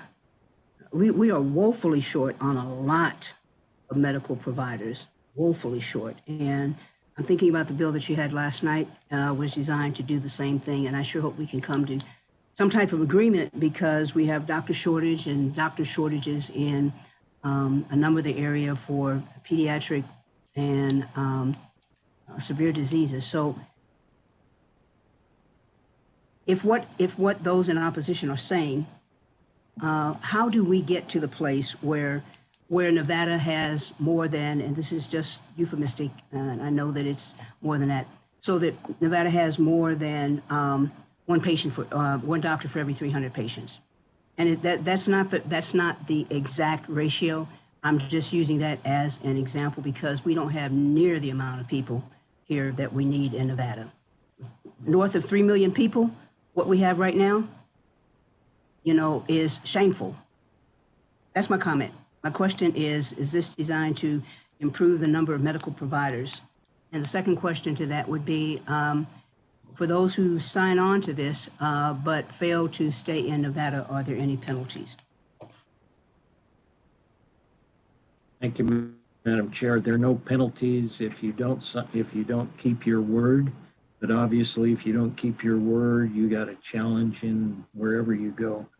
Now, you have perhaps seen one of the exhibits where I put down the number of years of postgraduate medical training required to obtain a license as a physician for graduates of medical school in the United States and Canada. And I opine that we as physicians have created this shortage ourselves in Nevada in many ways. So if you look at the states that require 3 years of residency, California, Nevada, New Jersey. So we have 3 states that require 3 years of residency. And so we are working under the premise that if you're a physician and that you went through 4 years of medical school and 2 years of residency, you're not as good as a PA who went through 28 months or a nurse that went through less than the physician did. So if you look at that, the states that require 1 year of residency, 32 states. You look at the states who require 2 years of residency, 14 states. So you have 46 states that require less than we do. And those states, none of the doctors in those states are eligible to come to Nevada and practice. They can't do it. So we've done a very good job at keeping only the best and the brightest, I'll call them, physicians in the state of Nevada. At least that's what we call ourselves. And we have shut out from the recruitment pool more than 3/4, 4/5, more than 4/5 of the physicians in the United States of America. And so this is a bill directly looking at how we can get more physicians to come to the state of Nevada. And obviously we are concerned about this. And South Dakota, by the way, requires a residency program, successful completion. And I don't know any residency programs that are actually just 2 years. So that would in essence make it 3 or 4 states, California, Nevada, New Jersey, and South Dakota. But as I alluded to before, we still have an opportunity if you're doing a residency to get a license. But again, you have to sign on your life that you are going to come to Nevada, which hasn't been very productive to get. So we have done very well at keeping doctors out of Nevada, and this is a bill to look at how we can get more. So thank you for your question. Thank you. And with that, we will close the hearing on Senate Bill 184 and open the hearing for Senate Bill 280. Senator Scheibel, are you ready? Yes, I am. Thank you. Please proceed. All right. Thank you for having me here in the Senate Committee on Commerce and Labor. I hope that this presentation will be short and sweet. For the record, my name is Melanie Scheibel. I represent Senate District 9 in Clark County. It's my pleasure to present Senate Bill 280, which aims to expand the membership of the Nevada Real Estate Commission. By way of background, states exercise broad authority over professionals to protect the public from unethical or incompetent practices. In doing so, states are uniquely tasked with ensuring that occupational licensing policies do not unduly inhibit economic growth, prevent workforce mobility, or disproportionately limit opportunity for certain individuals. Unfortunately, industry domination of occupational licensing boards is a problem that has been addressed before in Nevada. When industry members create the standard for entry into their own profession, they have an incentive to implement burdensome requirements and protect themselves from competition. As a result of the North Carolina State Board of Dental v. Federal Trade Commission Supreme Court case in 2015, states have renewed interest in ensuring that licensing boards do not implement policies that create the perception or the practice of protectionism or antitrust liability concerns. In the North Carolina case, the Supreme Court established a 2-part test to determine whether a board controlled by market participants is immune from antitrust claims. To claim immunity from antitrust, the board's composition must first serve a state policy goal, and 2, given the board's activities must be subject to active supervision by the state. In Nevada, 83% of occupational licensing boards are required by law to have a majority of members who are license holders. Instead of monopolized boards, we should structure our boards to include a broad array of experience, knowledge, and concerns for the public's interest. Among others, licensing boards should include consumer representatives and experts familiar with economic literature on licensure. Therefore, SB 280 expands the makeup of the Real Estate Commission to include an advocate for the rights of consumers or an employee of an organization that provides affordable housing or an employee of an affordable housing entity. As most of us know, Nevada has been facing an affordable housing crisis for some time. According to the United States Census Bureau, 35% of Nevada households spend more than 30% of their income on housing and are considered housing cost burden. In addition, the National Low Income Housing Coalition estimates that in Nevada, 80% of extremely low income renters are severely cost burdened. By including a consumer advocate and a housing advocate as members of the Real Estate Commission, those who are experiencing a critical need for affordable housing will be provided with much needed representation. With the chair's permission, I would like to review the provisions of the bill. I'm going to discuss the bill sections slightly out of order, beginning with sections 1 and 3, which increase from 5 to 7 the number of members appointed to the real estate commissions. One of the new members must be a representative of Clark County and the other a representative of Washoe County. Section 5 requires the governor to appoint the 2 new members to the commission as soon as practicable after July 1st of 2021. Section 5 also provides the length of the term of the new appointments and that these terms do not apply to computing the year's consecutive service cap that applies to members of the commission. Section 2 expands the qualifications of persons appointed to the commission. This section allows a person who is a legal resident of the United States to be eligible, not just a person who is a citizen. Section 2 also includes that in addition that a member be a real estate broker or real estate broker sales person practicing for a specific time in the state, that at least one member of the commission must be a person who advocates for the rights of the consumer, and another person must be an employee of an organization that provides affordable housing or an affordable housing entity, which includes a housing authority, a nonprofit organization, or a company engaged in providing affordable housing and is affiliated with the housing authority. Thank you, Chair Spearman, for the opportunity to present this bill. I urge your support of SB 280, and I'm happy to answer any questions. Thank you for that. Okay, members, Senator Pickard. Thank you, Madam Vice Chair. Senator, I'm very familiar with this board, having been one of their licensees for many years. Do I understand correctly then that the purpose for this bill is because the board has done a poor job of advocating for consumers? And then can you explain how the board has any interaction when it comes to affordable housing, since they don't tell developers what to develop? Sure. For the record, this is Melanie Scheibel to you, Senator Pickard, through Vice Chair Neal. And the purpose of this bill is not in any way to suggest that the Nevada Real Estate Commission is not doing a fine job as it is, which of course begs the question of why would we change something if it isn't broken? And for me, this is simply a matter of making good policy decisions and good policy practices. If I could, I probably would have gone through the NRS and revised the makeup of every single board and commission to ensure that we don't have regulatory capture of any industry. But that wasn't really feasible. This is an area where it was brought to my attention that the Real Estate Commission is entirely regulated by people who hold brokers licenses and salespersons licenses. And so I think that it is best practice, and the Consumer Federation of America agrees that it is best practice that every regulatory body have some members who are not members also of that industry. I also think that one reason that it's important to look specifically at the Real Estate Commission in Nevada, as opposed to any of the other commissions in Nevada that might be facing a similar problem, where the problem is simply that the structure leaves something to be desired, not necessarily that there's been a problem in implementation yet, but looking at the Real Estate Commission, because we have such a serious housing crisis in Nevada right now.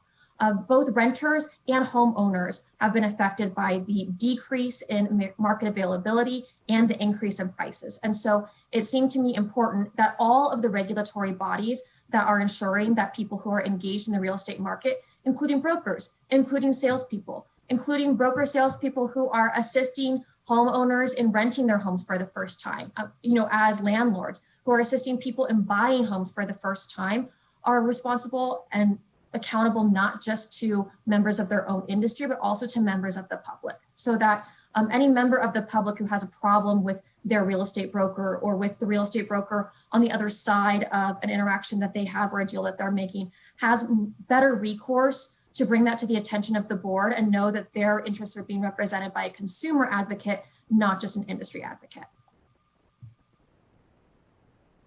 All right, I appreciate that. I guess my understanding of, and I had Bill in 17 and 19 dealing with Title 54 boards, the direct result of the North Carolina Dental Board case. The purpose of Nevada's boards is, in my understanding, is to protect the consumer. That's the entire purpose of the board. And so they are all consumer advocates. They are all there to make sure that the standard practices and the best practices as they've developed them are meeting the needs of the consumer.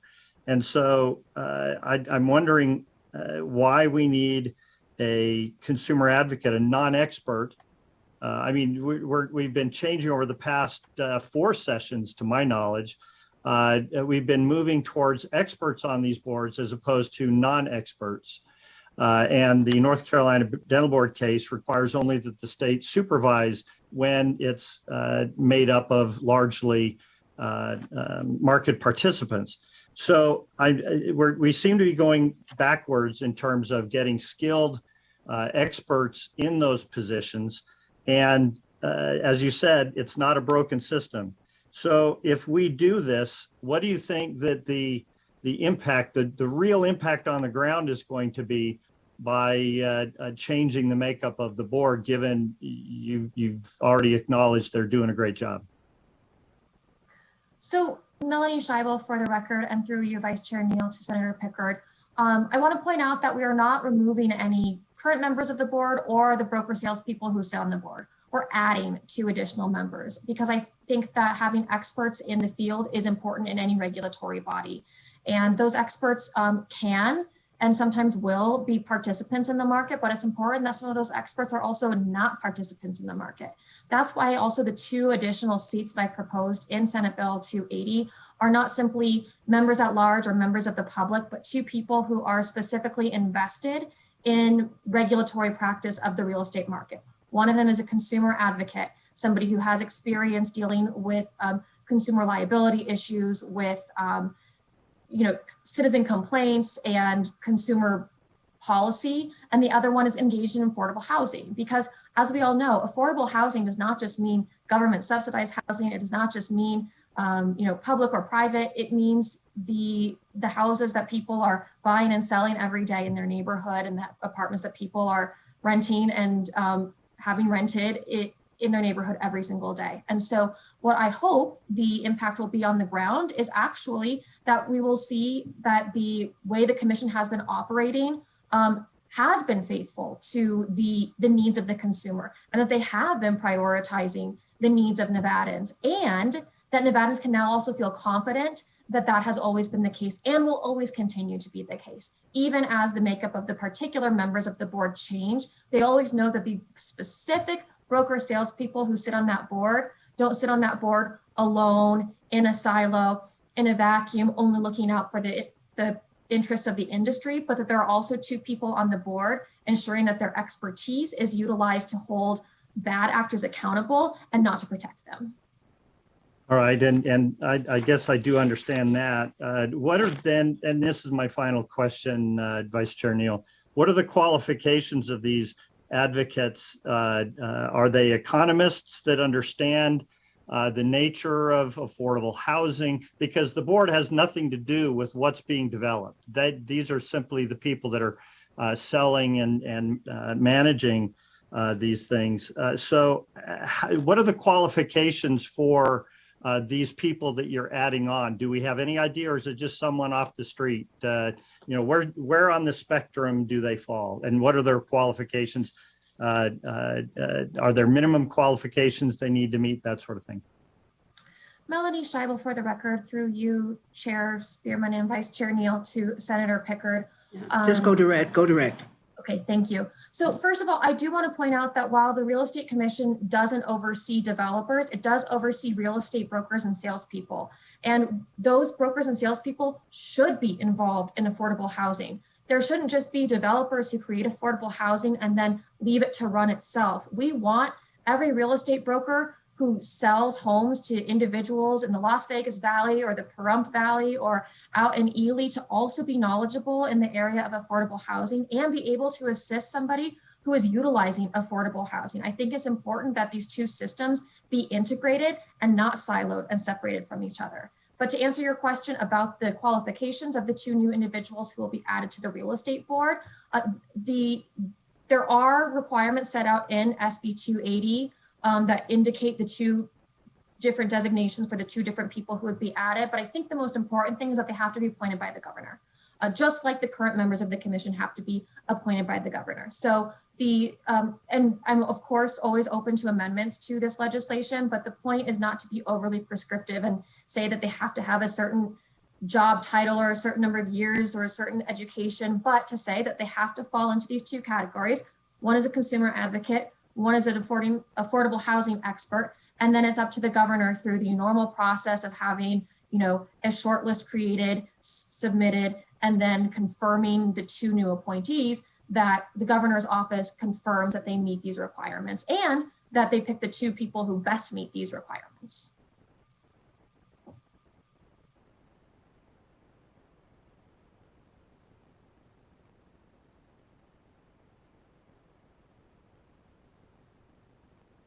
That's all I had. That's all I had, Madam Chair. Thank you. Mm-hmm. Thank you.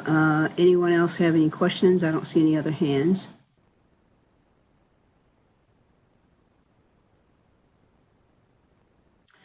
Okay, so let me just ask just a couple, and I guess it's related to Senator Pickett's question.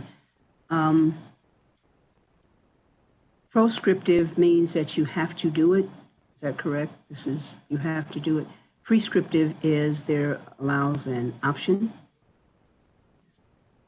So one of the things we've been talking a lot about this session really has to do with the way businesses and the whole economic system does or does not empower systemic racism. And we've been looking at ways to deconstruct that. So that's my statement. Is it your intent to have someone else on the real estate board as a way to look through the lens of the consumer? That is an excellent way to put Melanie Scheibel for the record, and yes, that is an excellent way to put it, Chair Spearman. Okay. And would this help in furthering the intent of Senate Committee Resolution, Senate Concurrent Resolution 1? Racism is a public health crisis. Again, Melanie Scheibel for the record, and I hope so. That would be the highest purpose of this bill, if it could contribute to dismantling systemic racism. Now, so I guess, and I don't know that this is an amendment, but if there is a way to bring that intent into more clarity, that might be helpful. Sometimes we're real protectionist about what we do, and preachers do it, attorneys do it. I know what's best, and you don't. But anyway, so let's try to get there, because SCR 1 is probably the only bill during the first or second session that everybody in the building voted yes on. Everybody. Okay. So thanks a lot. Any further questions, committee? Okay, thank you. And so with that, we will close the hearing on Senate Bill 280. And Senator Spearman, 1 second. I'm sorry. Yes, I'm sorry. We have public comment. I got it. We have public comment. Don't tell her, but Senator Ratty is rubbing off on me. Okay. So let's go to public comment. 15 minutes, 3 minutes per. Those who are in support, broadcast, please open the phone lines.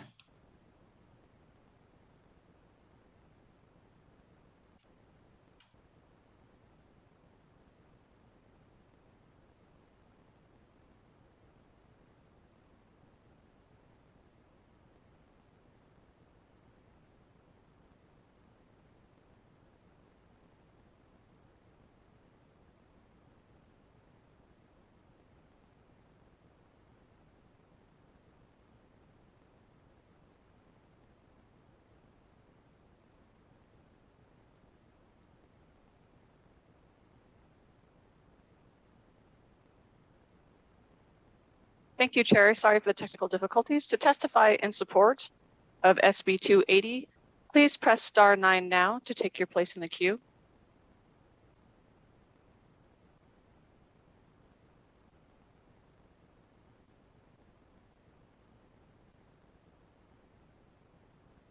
Thank you. Caller with the last three digits of 583. Please slowly spell and state your name for the record. You have 3 minutes and may begin. Am I off mute?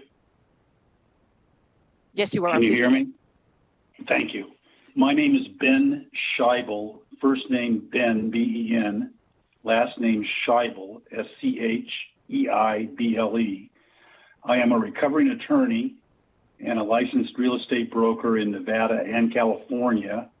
And for the last 24 years, I have been a real estate educator and author in Nevada. I teach pre-licensing education at Truckee Meadows Community College and through my own firm, post-licensing and continuing education. In the spirit of full disclosure, I want to disclose that I am Senator Scheibel's father. I'm speaking today in support of SB 280 on behalf of myself only. My theme is elimination of regulatory capture. Senator Scheibel referred to that and also referred to it as industry dominance. I wish I had a sexier title, but I chose to go with the legal and political science term. The purpose of regulating real estate, regulate the real estate profession, as noted by Senator Pickard, is to protect consumers. Yet Nevada is one of only 4 real estate regulatory bodies in the nation without any public representation. Within Nevada, there are approximately 35 regulatory bodies, and the Real Estate Commission is one of only 3 that has no public representation. Under the current law, all 5 members of the Nevada Real Estate Commission must be real estate licensees. That is a classic example of regulatory capture. A problem that was common in the 19th century. It's time for the Nevada Real Estate Commission to step into the 21st century. I heard Senator Scheibel refer to it as best practices. I think we can see how this permeates in a systematic way that the regulatory body is licensee oriented. A recent report by the Consumer Federation of America scored real estate regulatory bodies on the information they provide to consumers, the group with which they're charged to serve. Nevada scored poor, the lowest possible rating. A glance at the division's website shows the problem. Information for the public, if available at all, is deeply buried. Instead of serving the public, the site clearly serves real estate licensees. Now, I don't cite this as an example of the system being broken, but the manner in which serving the licensees permeates the system. There is also a notion that there's too much specialized knowledge required for real estate, but that doesn't withstand scrutiny. Look at the Medical Board of Examiners and all but 3 other regulatory bodies under Title 54 in Nevada, all of which have some kind of public representation. I think SB 280 has been carefully crafted to provide public representation where it is needed most, consumer advocacy and affordable housing. I urge you to support it. I would welcome any questions or comments. Thank you.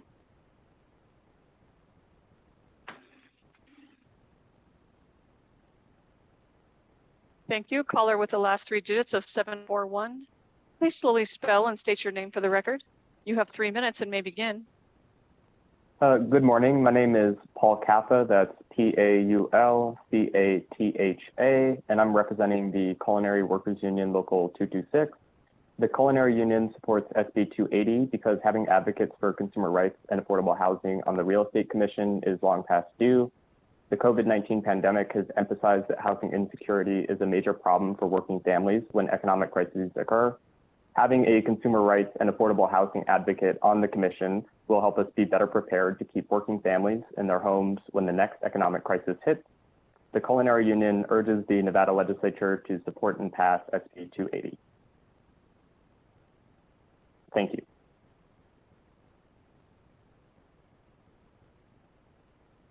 Thank you. Caller with the last 3 digits of 261. Please slowly spell and state your name for the record. You have 3 minutes and may begin. Good morning. Thank you, Chair, members of the committee. My name is Jillian Block, Gillian Block.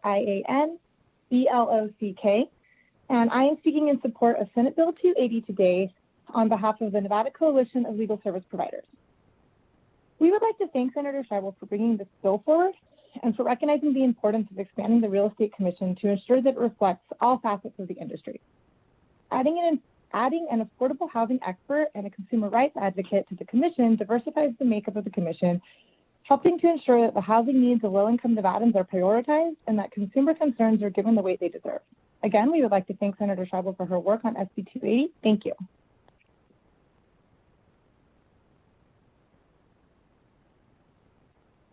Caller with the last three digits of 419.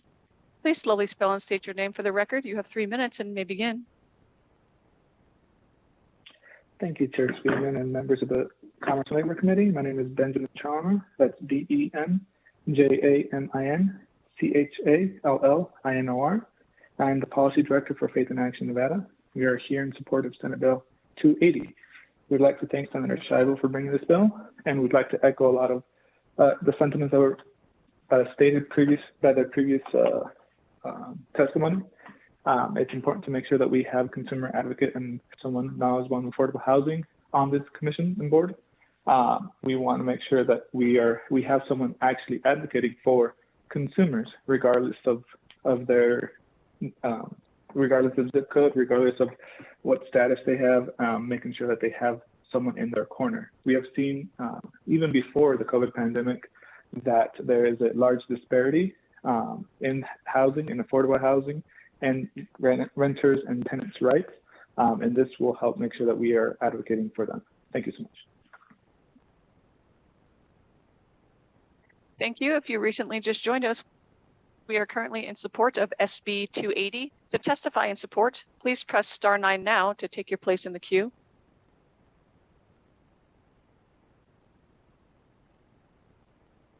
Chair, you have no more callers in support at this time. Thank you. So let's go to opposition, 15 minutes, 3 minutes per person.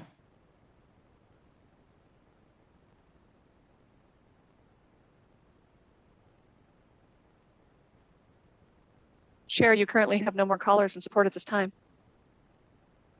Thank you. So we will go to those testifying neutral.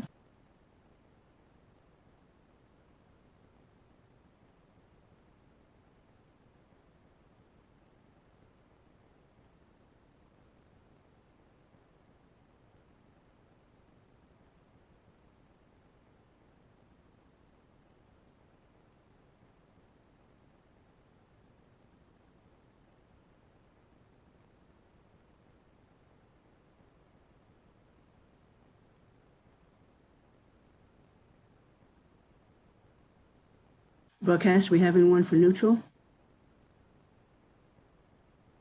Hi, Chair. This is Broadcast. Sorry, stand by 1 second as we have callers come in.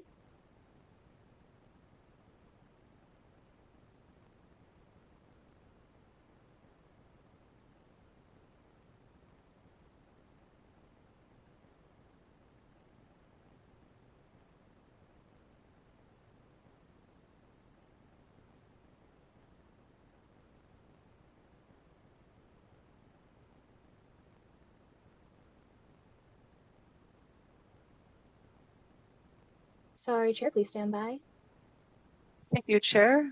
I'm sorry for that. We had an audio technical issue. We should be able to move on to opposition, I believe. Is that correct, Chair?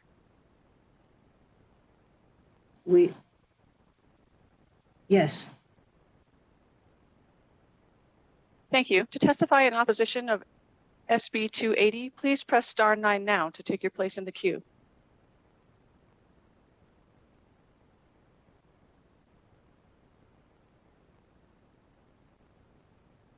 Again, to testify in opposition of SB 280, please press star 9 now to take your place in the queue.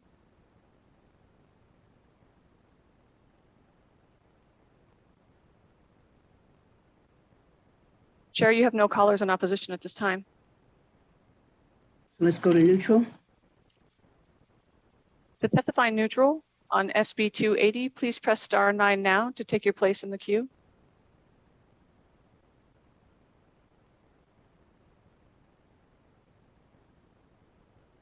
Caller with the last 3 digits of 838. Please slowly state and spell your name for the record. You have 3 minutes and may begin.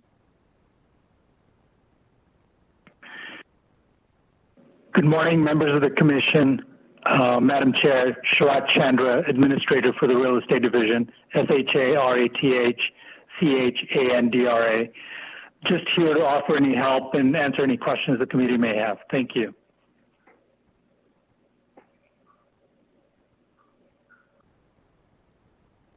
Thank you. To testify neutral on SB 280, please press star 9 now to take your place in the queue.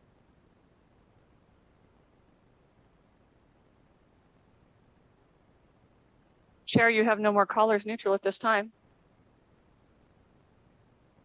Thank you. Senator Scheibel, and I apologize, I've been kind of multitasking. Maybe you mentioned it and maybe you didn't, but what is the, if you look at the diversity of the real estate board or commission, what does that look like? You know, I don't want to make assumptions about the members of the commission based solely on their names, which is what's available on the website. But, you know, I think that there's always an opportunity for us to add additional voices to a commission like the Real Estate Commission. And in this case, adding consumer protection advocates and affordable housing advocates is just one avenue for doing that. Okay, thank you. I didn't mean to put you on the spot, but that too is an issue that keeps coming up. So if you could get some information on that, I certainly would appreciate it. Okay. I'd be happy to. Thank you. Committee members, additional questions? I don't see any hands. Okay. So with that, we will close the hearing on Senate Bill 280. And we have a bill introduction. Remember that voting yes does not obligate you to vote yes on the bill. It simply gives us the authority to take this from a BDR to a bill. Okay, so we have BDR 54-515, revises provisions governing the practice of homeopathic medicine. I'll accept a motion to introduce this BDR. So moved. Have a motion by Senator Hardy. Do I have a second? Second, Senator Scheibel. Have a second from Senator Scheibel. Any further discussion? Madam Secretary, please do a roll call vote. Senator Hardy, Yes. Senator Lang, Yes. Senator Neal, Yes. Senator Pickard,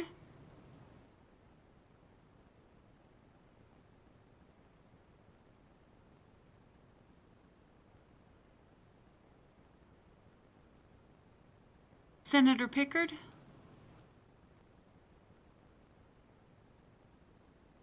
Senator Scheibel, Yes. Senator Settlemyre,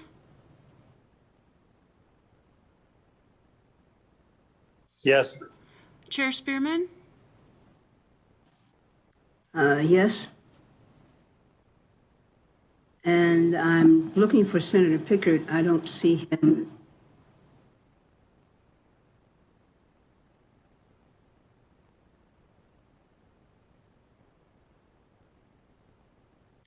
Yeah, I was looking for Senator Pickard. It's not.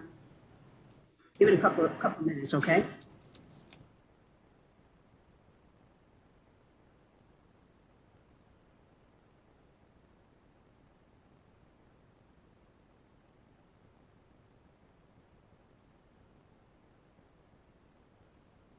Okay, so we will go with what we, and Madam Secretary, can everybody please mute yourself?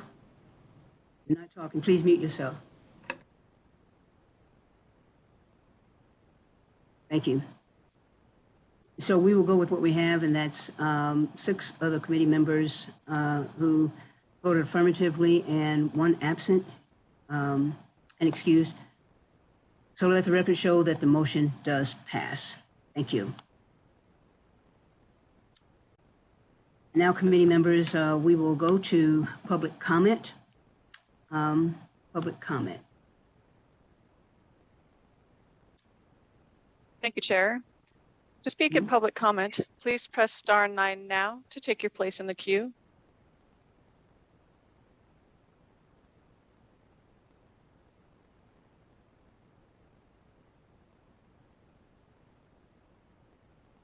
Caller with the last 3 digits of 577, please slowly spell and state your name for the record.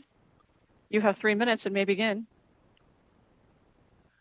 Good morning, Chris Daly, D-A-L-Y, Nevada State Education Association.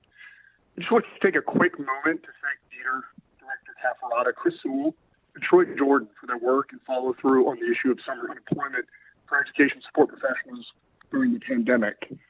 We also want to express our appreciation to Governor Sisolak and his staff, including Heather Korbulik, as well as members of our team, Jan Giles from ESEA, Fred Horvath, and Jason Gately from the Chancellor's, Local 14, and the Council, Sue Mataska. Finally, a special thank you to you, the members of this committee, for listening to educators and using your position to relieve the concern of thousands of lower wage workers about how they will make ends meet this summer. Thank you.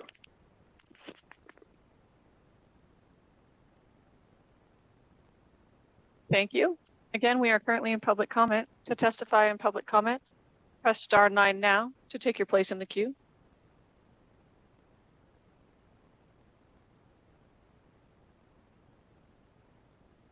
Chair, you have no more callers wishing to speak in public comment at this time. Okay, thank you.